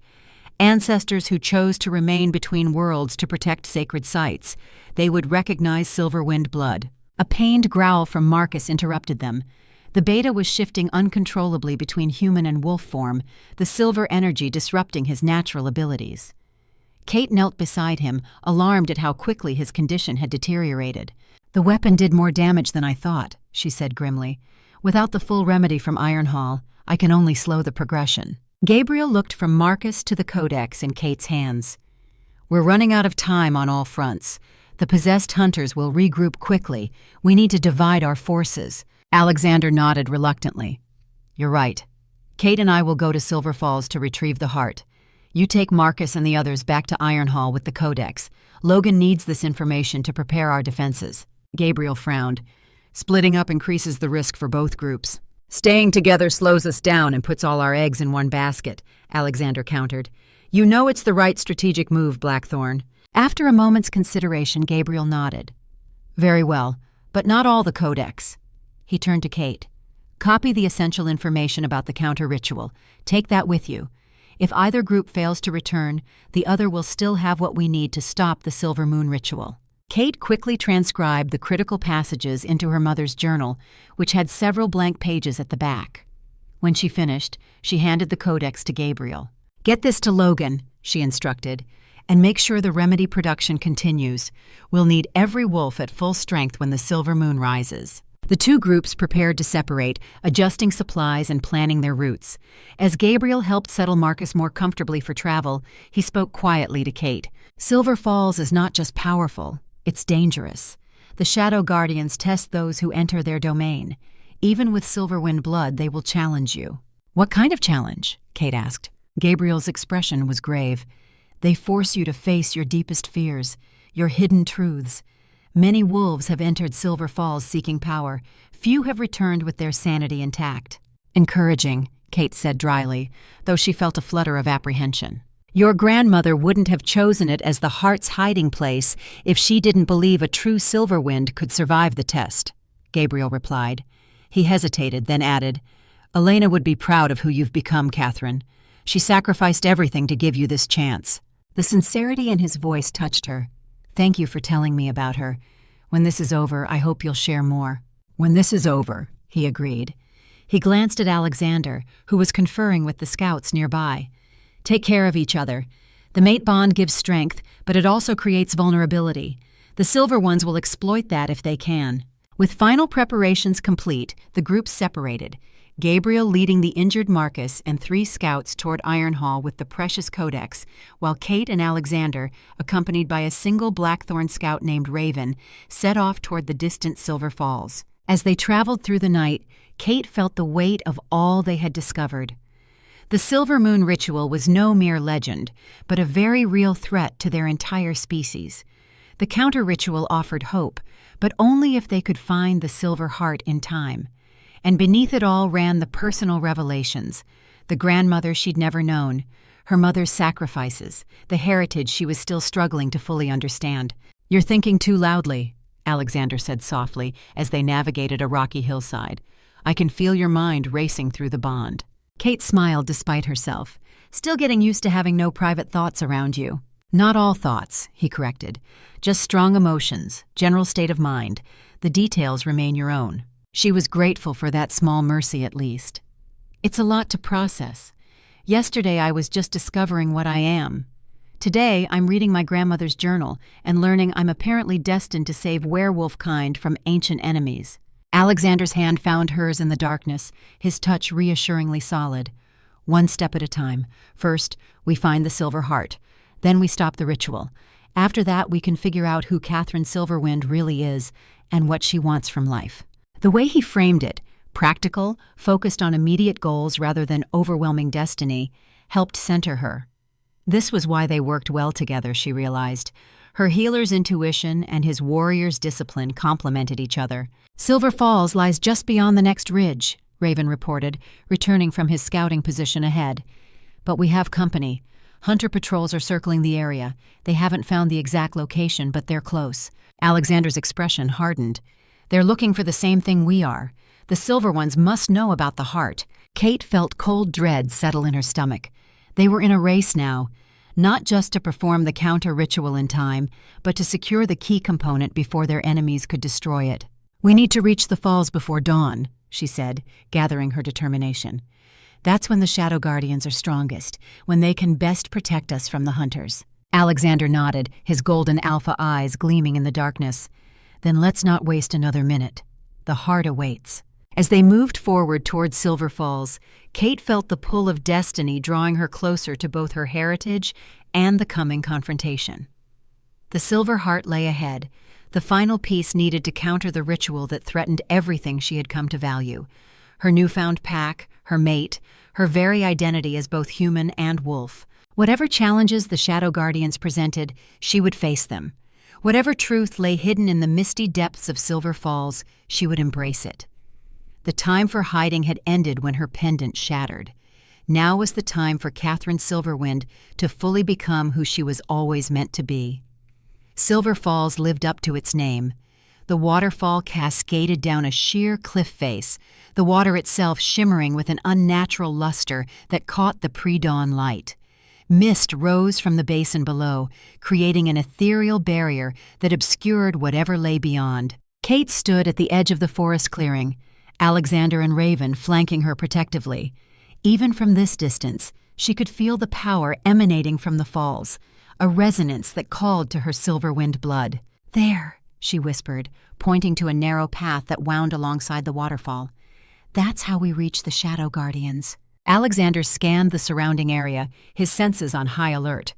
"Hunter patrols are circling half a mile out, but they haven't approached the falls directly. Something's keeping them at bay." "The Guardians," Kate confirmed. "They won't let just anyone pass." Raven, who had been scouting the perimeter, returned with a troubled expression.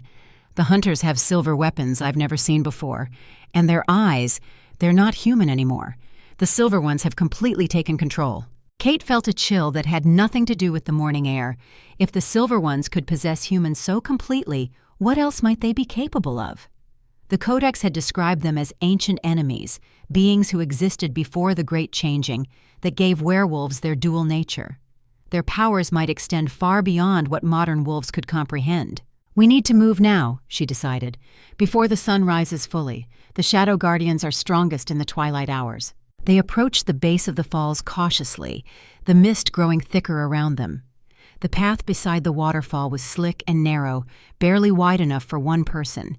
Kate led the way, her enhanced senses guiding her when visibility failed. Halfway up the path, the mist suddenly solidified, forming an impenetrable wall before them.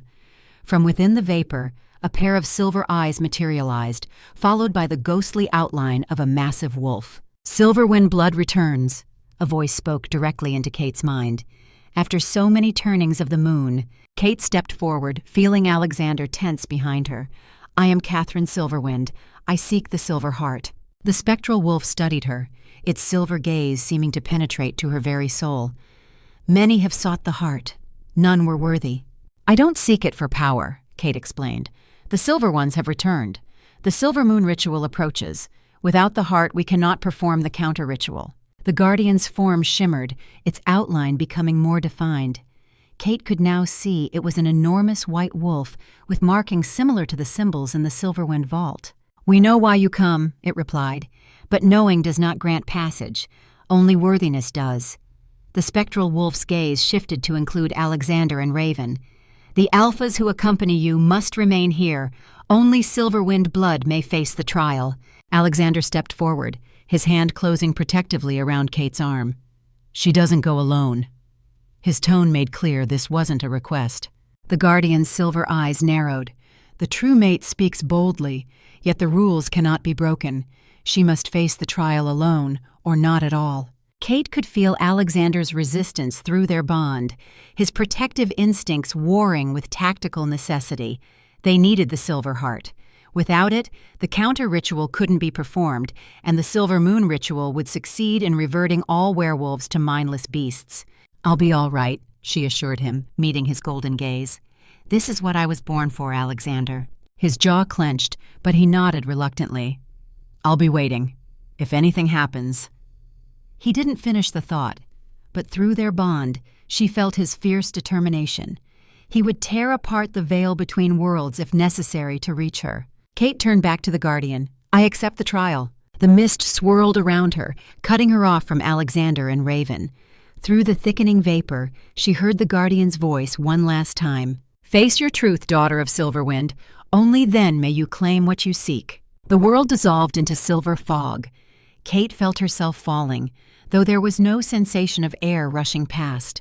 When the mist finally cleared, she found herself standing in a place that couldn't possibly exist. She stood in the center of Ravenhollow, but not as she had known it.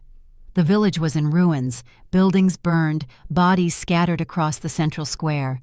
Among them lay faces she recognized, villagers she had healed, children she had saved from fever, elders whose ailments she had eased.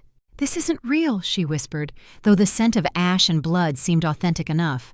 It could be, a familiar voice replied. Kate turned to find a perfect mirror image of herself standing among the ruins, except this doppelganger's eyes glowed with silver fire. This is what happens when power goes unchecked, when the Silverwind heritage fully awakens. The other Kate gestured, and the scene shifted. Now they stood in Ironhall's great chamber, where more bodies lay strewn about. Logan, Sophia, Gabriel, all dead. And at the center of the carnage stood Alexander, his golden eyes dimming as he reached toward her in his final moments. Stop it, Kate demanded, her voice shaking. This isn't real. This isn't me. Isn't it? Her double countered. The Silverwind power is more than healing and truth sense. It's dominion over all wolfkind.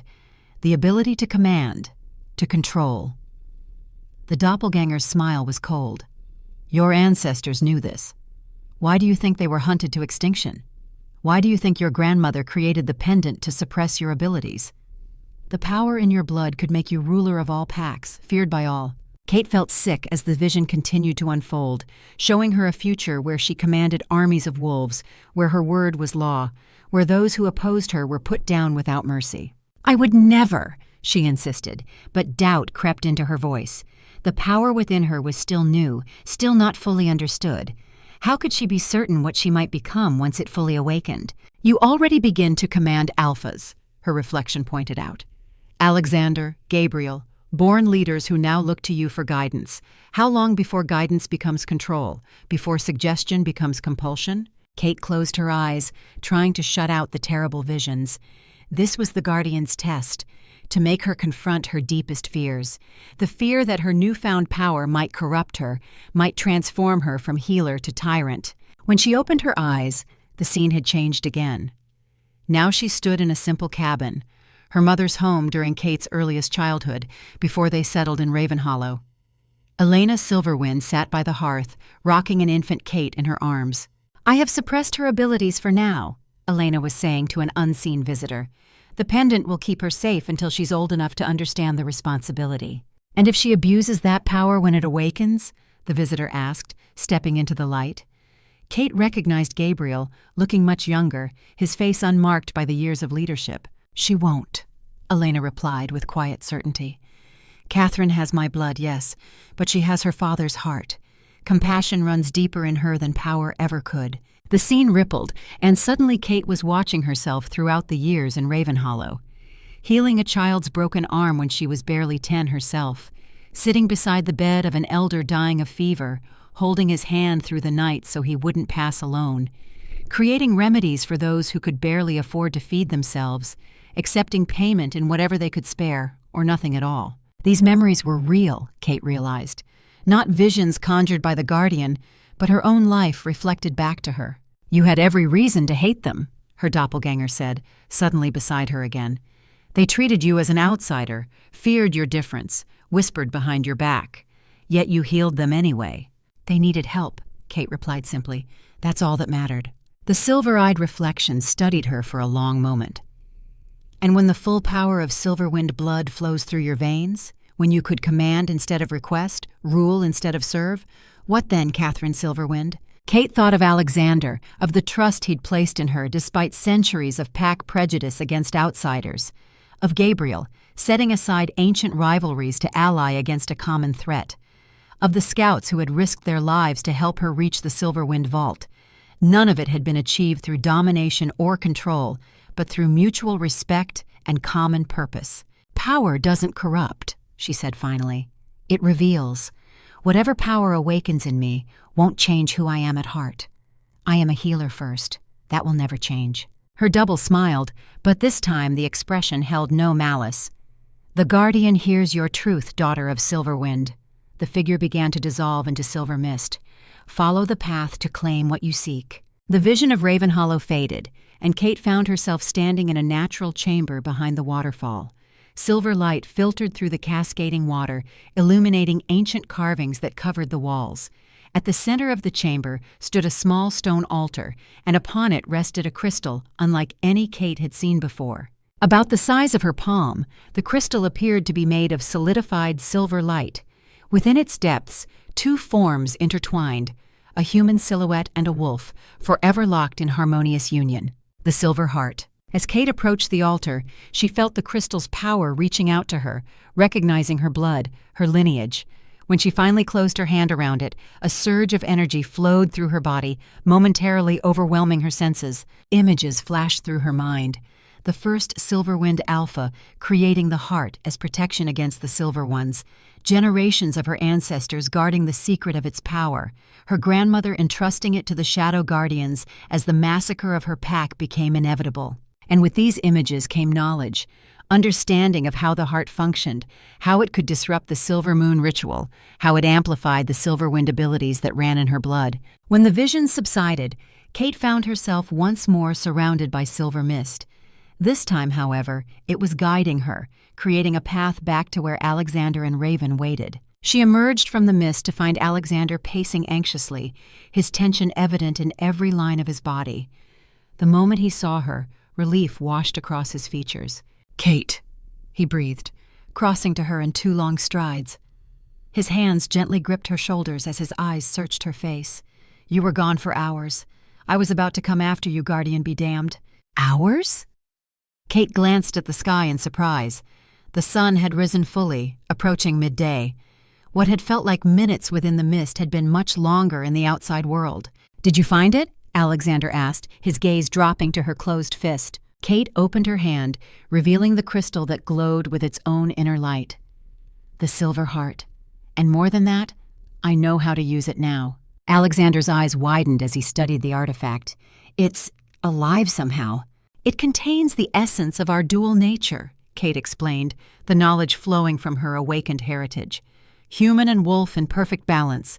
It's what the Silver Ones have always sought to destroy." Raven approached cautiously, his expression tense. "We need to move. Hunter patrols have been circling closer.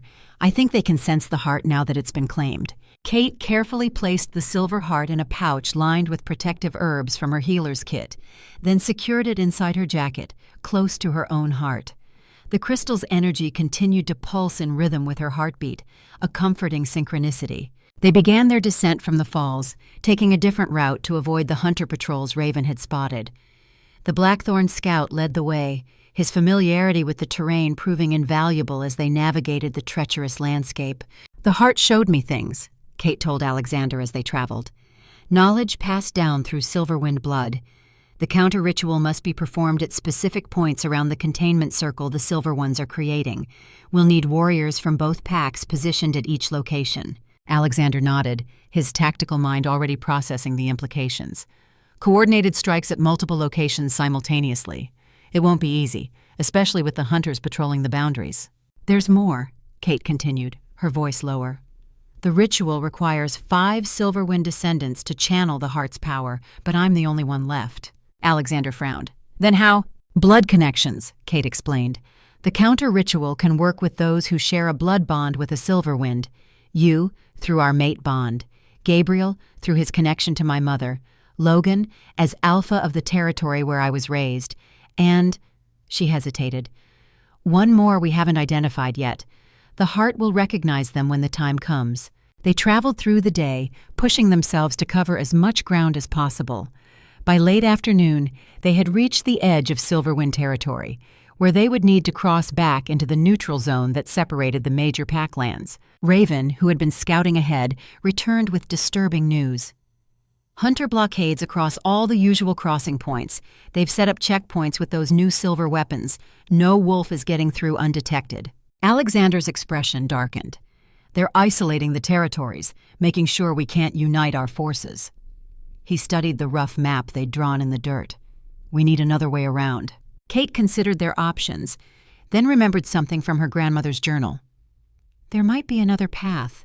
My grandmother wrote about underground passages the Silverwind Pack used to move undetected between territories during the ancient wars with the Silver Ones." "Do you know where these passages are?" Alexander asked. Kate closed her eyes, focusing on the new awareness flowing through her bloodline. Since claiming the Silver Heart, her connection to her heritage had strengthened considerably. Images formed in her mind: a hidden entrance near an ancient oak, a tunnel system that stretched for miles beneath the territories. "Yes," she said, opening her eyes, "I can find them." They altered course, moving deeper into the forest where the trees grew older and more massive. Kate led them unerringly to an enormous oak, its trunk wider than 3 men standing side by side. At its base, half hidden among the roots, lay a stone with the now familiar Silverwind symbol etched into its surface. "Blood opens the way," Kate murmured, remembering the pattern from her visions. She pressed her palm against the stone, allowing a few drops of blood to fall into the carved symbol. The ground rumbled slightly, and a section of earth beside the oak slid away to reveal a narrow staircase descending into darkness. Alexander and Raven exchanged wary glances. "These passages haven't been used in centuries," Raven pointed out. "How do we know they're still stable?" "The Silverwind built to last," Kate replied with newfound certainty. "These tunnels survived the Great War with the Silver Ones. They'll hold for us." Alexander unsheathed his blade, taking the lead as they descended into the earth. "Stay close. If there's trouble, Raven takes the rear guard." The passages were exactly as Kate had seen in her vision. Smooth-walled tunnels reinforced with ancient magic that still hummed with power. Crystal formations embedded in the ceiling provided dim illumination, brightening as they passed as though recognizing Silverwind blood. "These tunnels connect all the major territories," Kate explained as they walked. "My ancestors created them as emergency routes during the first conflict with the Silver Ones." "Your people were more powerful than our histories recorded," Alexander observed, studying the perfectly formed passages with newfound respect. "They were feared for that power," Kate acknowledged. "After the Silver Ones were defeated the first time, that fear remained. The other packs grew suspicious of Silverwind abilities, worried they might be used to control rather than protect." Alexander glanced back at her. "Is that why they were eventually targeted? Fear of their power?" Kate nodded sadly. "Fear and manipulation by those who never stopped serving the Silver Ones. My grandmother's journal suggested there were traitors among all packs, wolves who believed the Silver Ones' promise of power in exchange for helping eliminate the Silverwind threat. They walked for hours through the ancient passages, gradually working their way toward Ironmane territory. Kate could feel the Silver Heart pulsing more strongly as they progressed, as though it sensed they were nearing their destination. "We're close to Ironhall now," she said eventually. "These tunnels emerge about a mile from the fortress walls."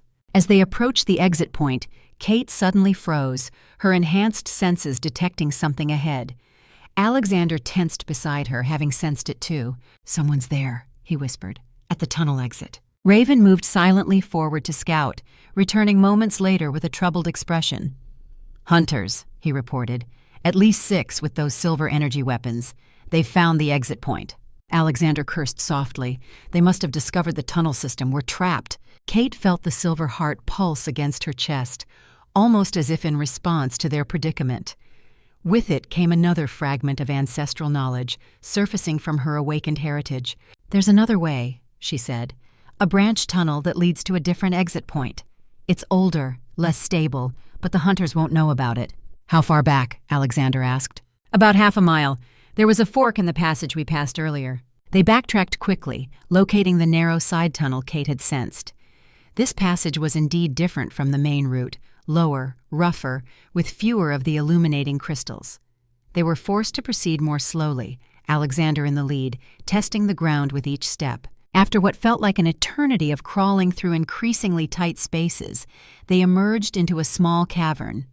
Moonlight filtered through a narrow fissure above, revealing they had reached another exit point. Alexander climbed up first, surveying the area before helping Kate and Raven out. They emerged in a dense forest grove, the lights of Ironhall just visible in the distance. "We made it to Ironmane territory," Raven confirmed, orienting himself, "but we still need to reach the fortress without being spotted by hunter patrols." Kate touched the pouch containing the silver heart, feeling its power responding to their proximity to Ironhall. "The heart will guide us. It wants to reach safety as much as we do." Following the heart's pull, Kate led them through the darkened forest, avoiding the main paths where hunters might be watching. The artifact seemed to heighten her senses, allowing her to detect patrols well before they came into visual range. When they finally reached the secret eastern entrance to Ironhall, a small postern gate used primarily by scouts, they found it guarded by Ironmane warriors who recognized Alexander immediately. "My prince!" the lead guard gasped, clearly shocked by their sudden appearance. "We thought, when your scout team didn't return—" "No time for explanations," Alexander cut him off. "We need to see my father immediately. Has Gabriel Blackthorn returned with the others?" The guard nodded. "Yesterday, my prince. The Alpha has been waiting for word of your mission." They were quickly escorted through the fortress, their arrival causing a stir among the wolves they passed. Kate could hear the whispers following them, rumors of their mission, speculation about what they might have found. The mood in Ironhall had changed during their absence, tension and fear now palpable in the air. Logan awaited them in the war room, where Gabriel and several other high-ranking wolves had gathered around the strategy table. Maps were spread across its surface, marked with updates on hunter positions and suspected Silver One activity. When they entered, all conversation ceased. "Alexander," Logan said, relief evident in his normally stoic expression. "Catherine." His eyes moved to the visible bulge under Kate's jacket where the silver heart rested. "You found it." Gabriel stepped forward, his gaze locked on Kate. "The heart responds to you. I can sense its power." Kate nodded, removing the crystal from its protective pouch. In the torchlight of the war room, the silver heart glowed more brilliantly than before, casting silver illumination across the gathered wolves. "It showed me how to perform the counter-ritual," she explained, placing the heart carefully on the table.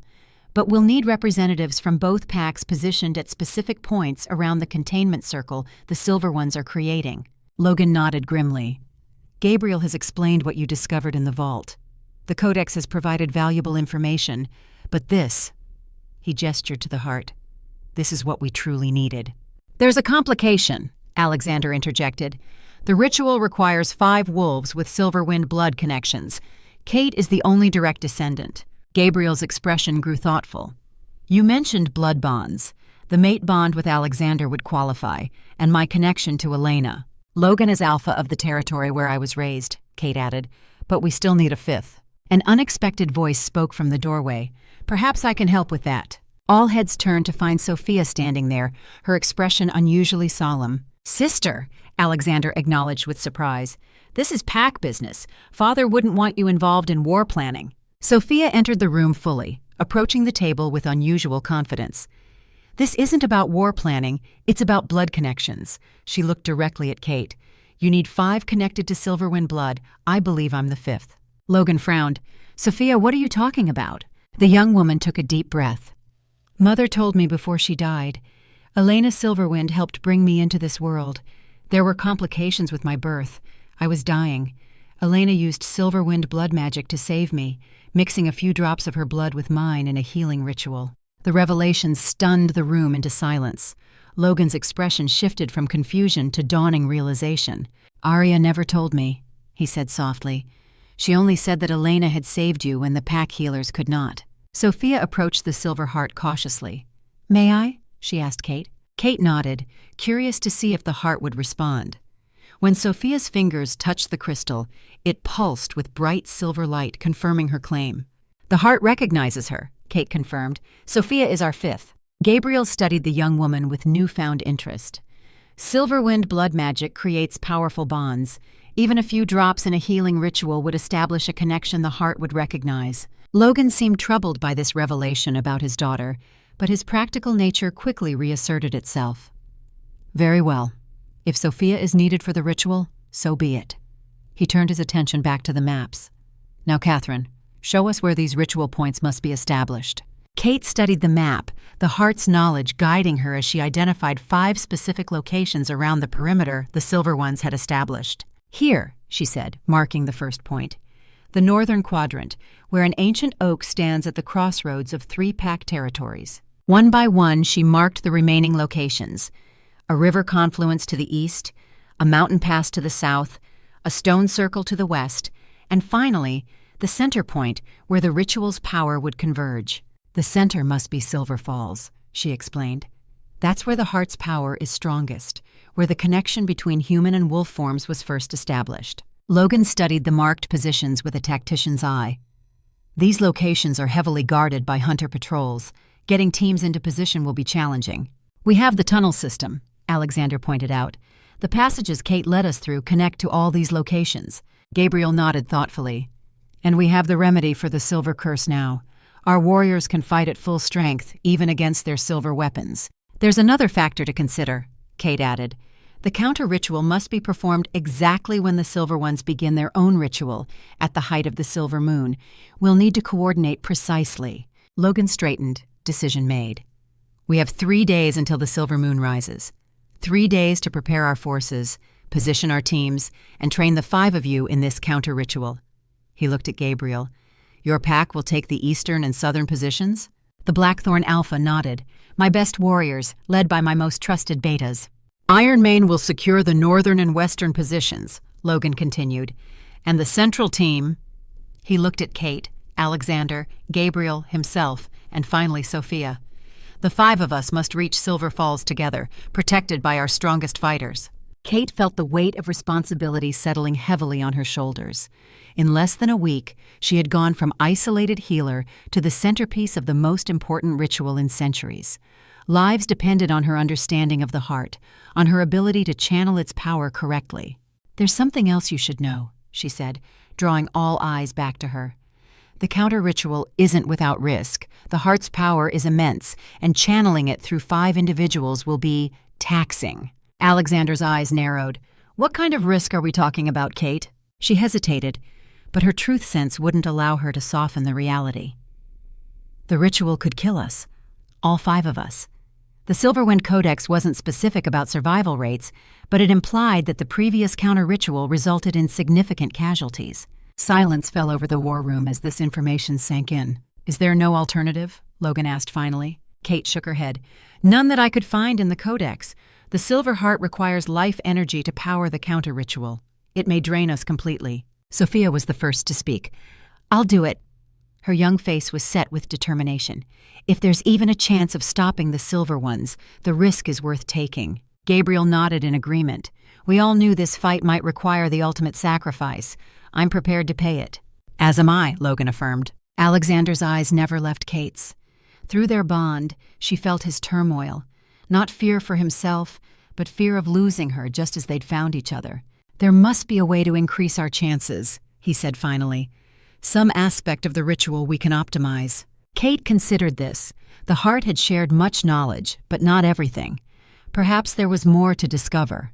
The Codex mentioned that the strength of the bonds between the 5 participants could affect the ritual's outcome, she said slowly. The stronger our connections to each other, the more efficiently the heart can channel our combined energy. Then we have 3 days to strengthen those bonds, Logan decided, starting now. As the meeting broke up, plans being made for the coming battle, Alexander drew Kate aside into a quiet alcove. "You knew about the risk when you claimed the heart, didn't you?" he asked quietly. Kate nodded. "The Guardian showed me visions.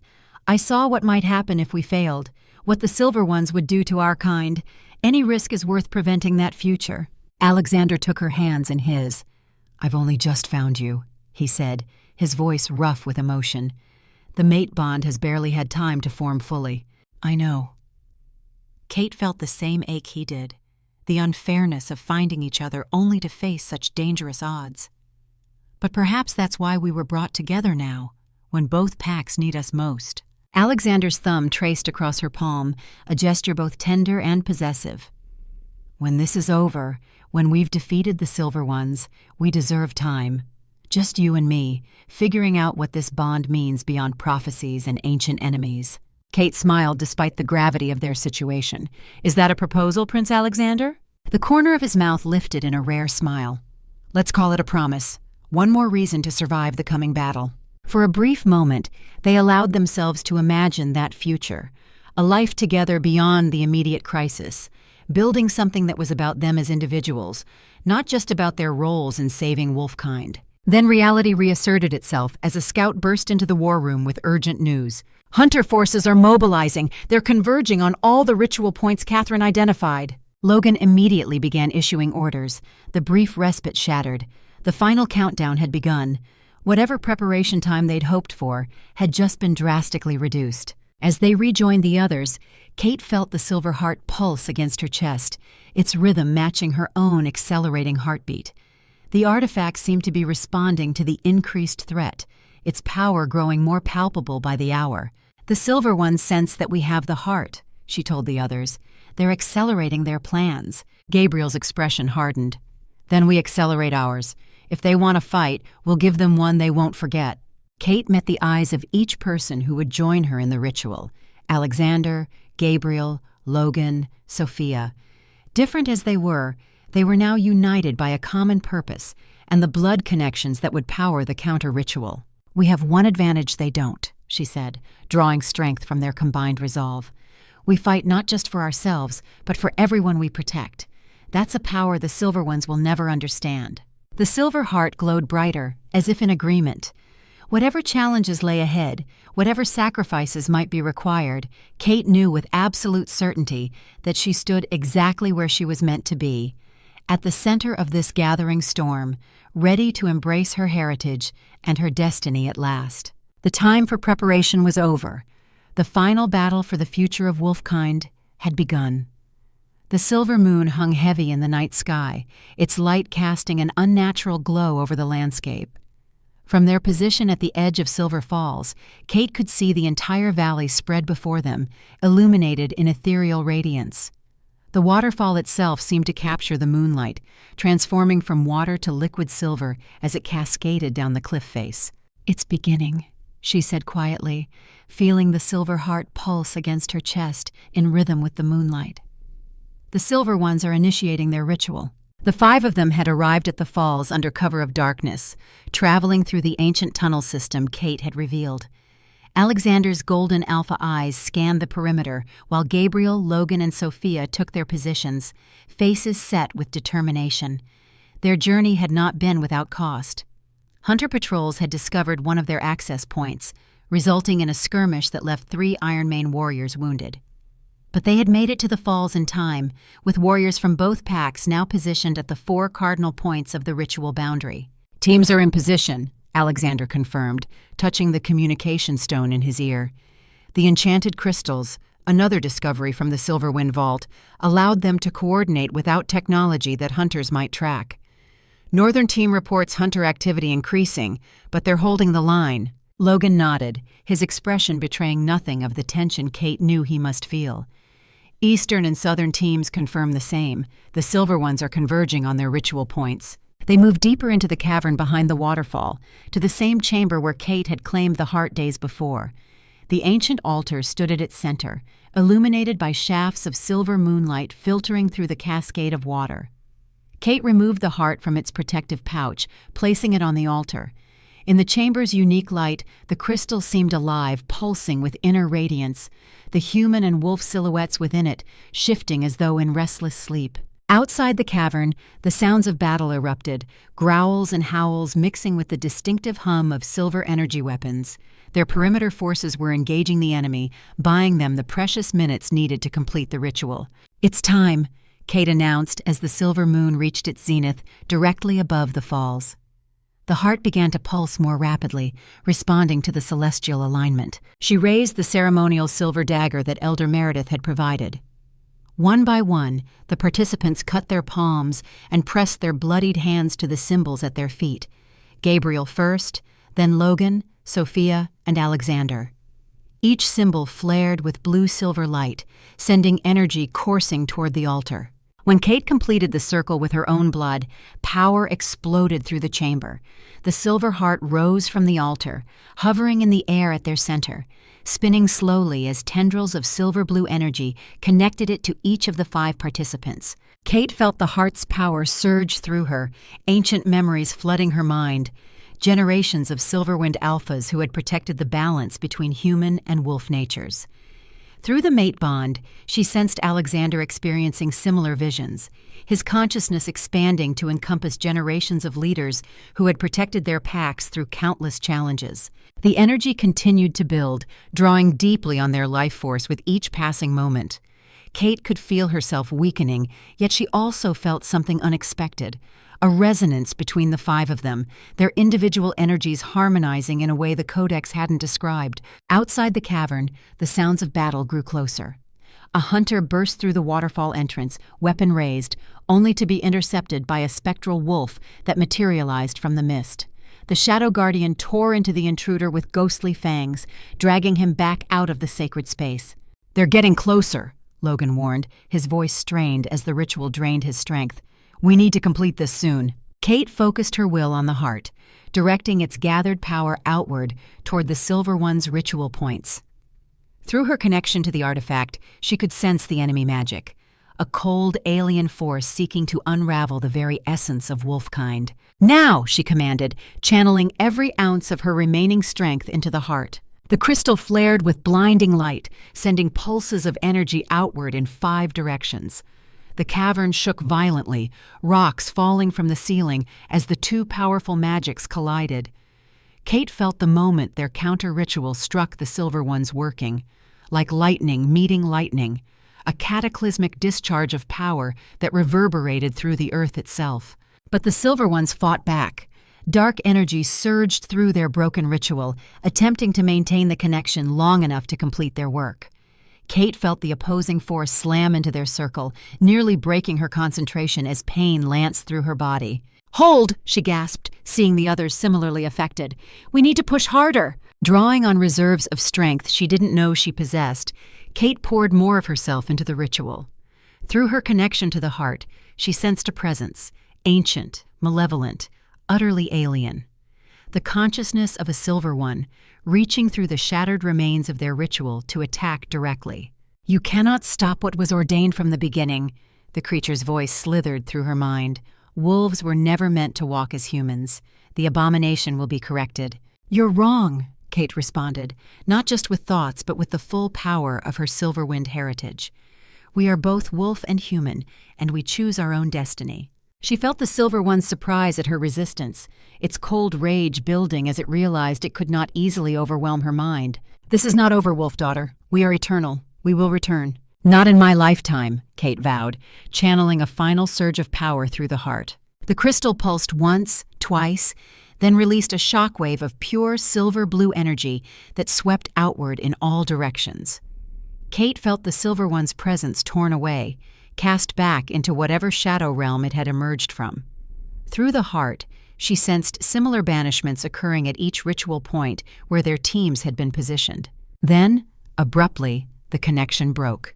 The heart fell to the altar with a crystalline chime, its light dimming to a soft glow. The 5 participants collapsed to their knees, utterly drained by the ritual's demands. Kate fought to remain conscious, knowing the danger hadn't fully passed. Outside, the sounds of battle continued, the possessed hunters still fighting even as the Silver One's control over them weakened. "Did it work?" Sophia managed to ask, her young face pale with exhaustion. Kate nodded weakly. "The ritual is disrupted. The Silver Ones are banished, for now." Before they could recover, more hunters burst through the waterfall entrance. These weren't fully possessed. Their eyes no longer glowed with silver light, but they remained enemies, still determined to complete their mission. "Protect the heart," Kate ordered, struggling to her feet. The 5 of them formed a defensive circle around the altar, but in their weakened state, they stood little chance against armed opponents.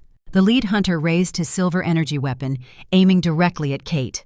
"The abomination ends here," he snarled, his face contorted with hatred, even without the Silver One's influence. "All of you will die." A blur of motion intercepted him before he could fire. Raven, the Blackthorn scout who had accompanied them, crashed into the hunter with supernatural speed. More wolves poured into the chamber, the perimeter teams pushing forward now that the Silver One's control had been broken. The battle that followed was brief but fierce. When it was over, Kate slumped against the altar, her strength almost completely gone. The ritual had drained her life energy to dangerous levels.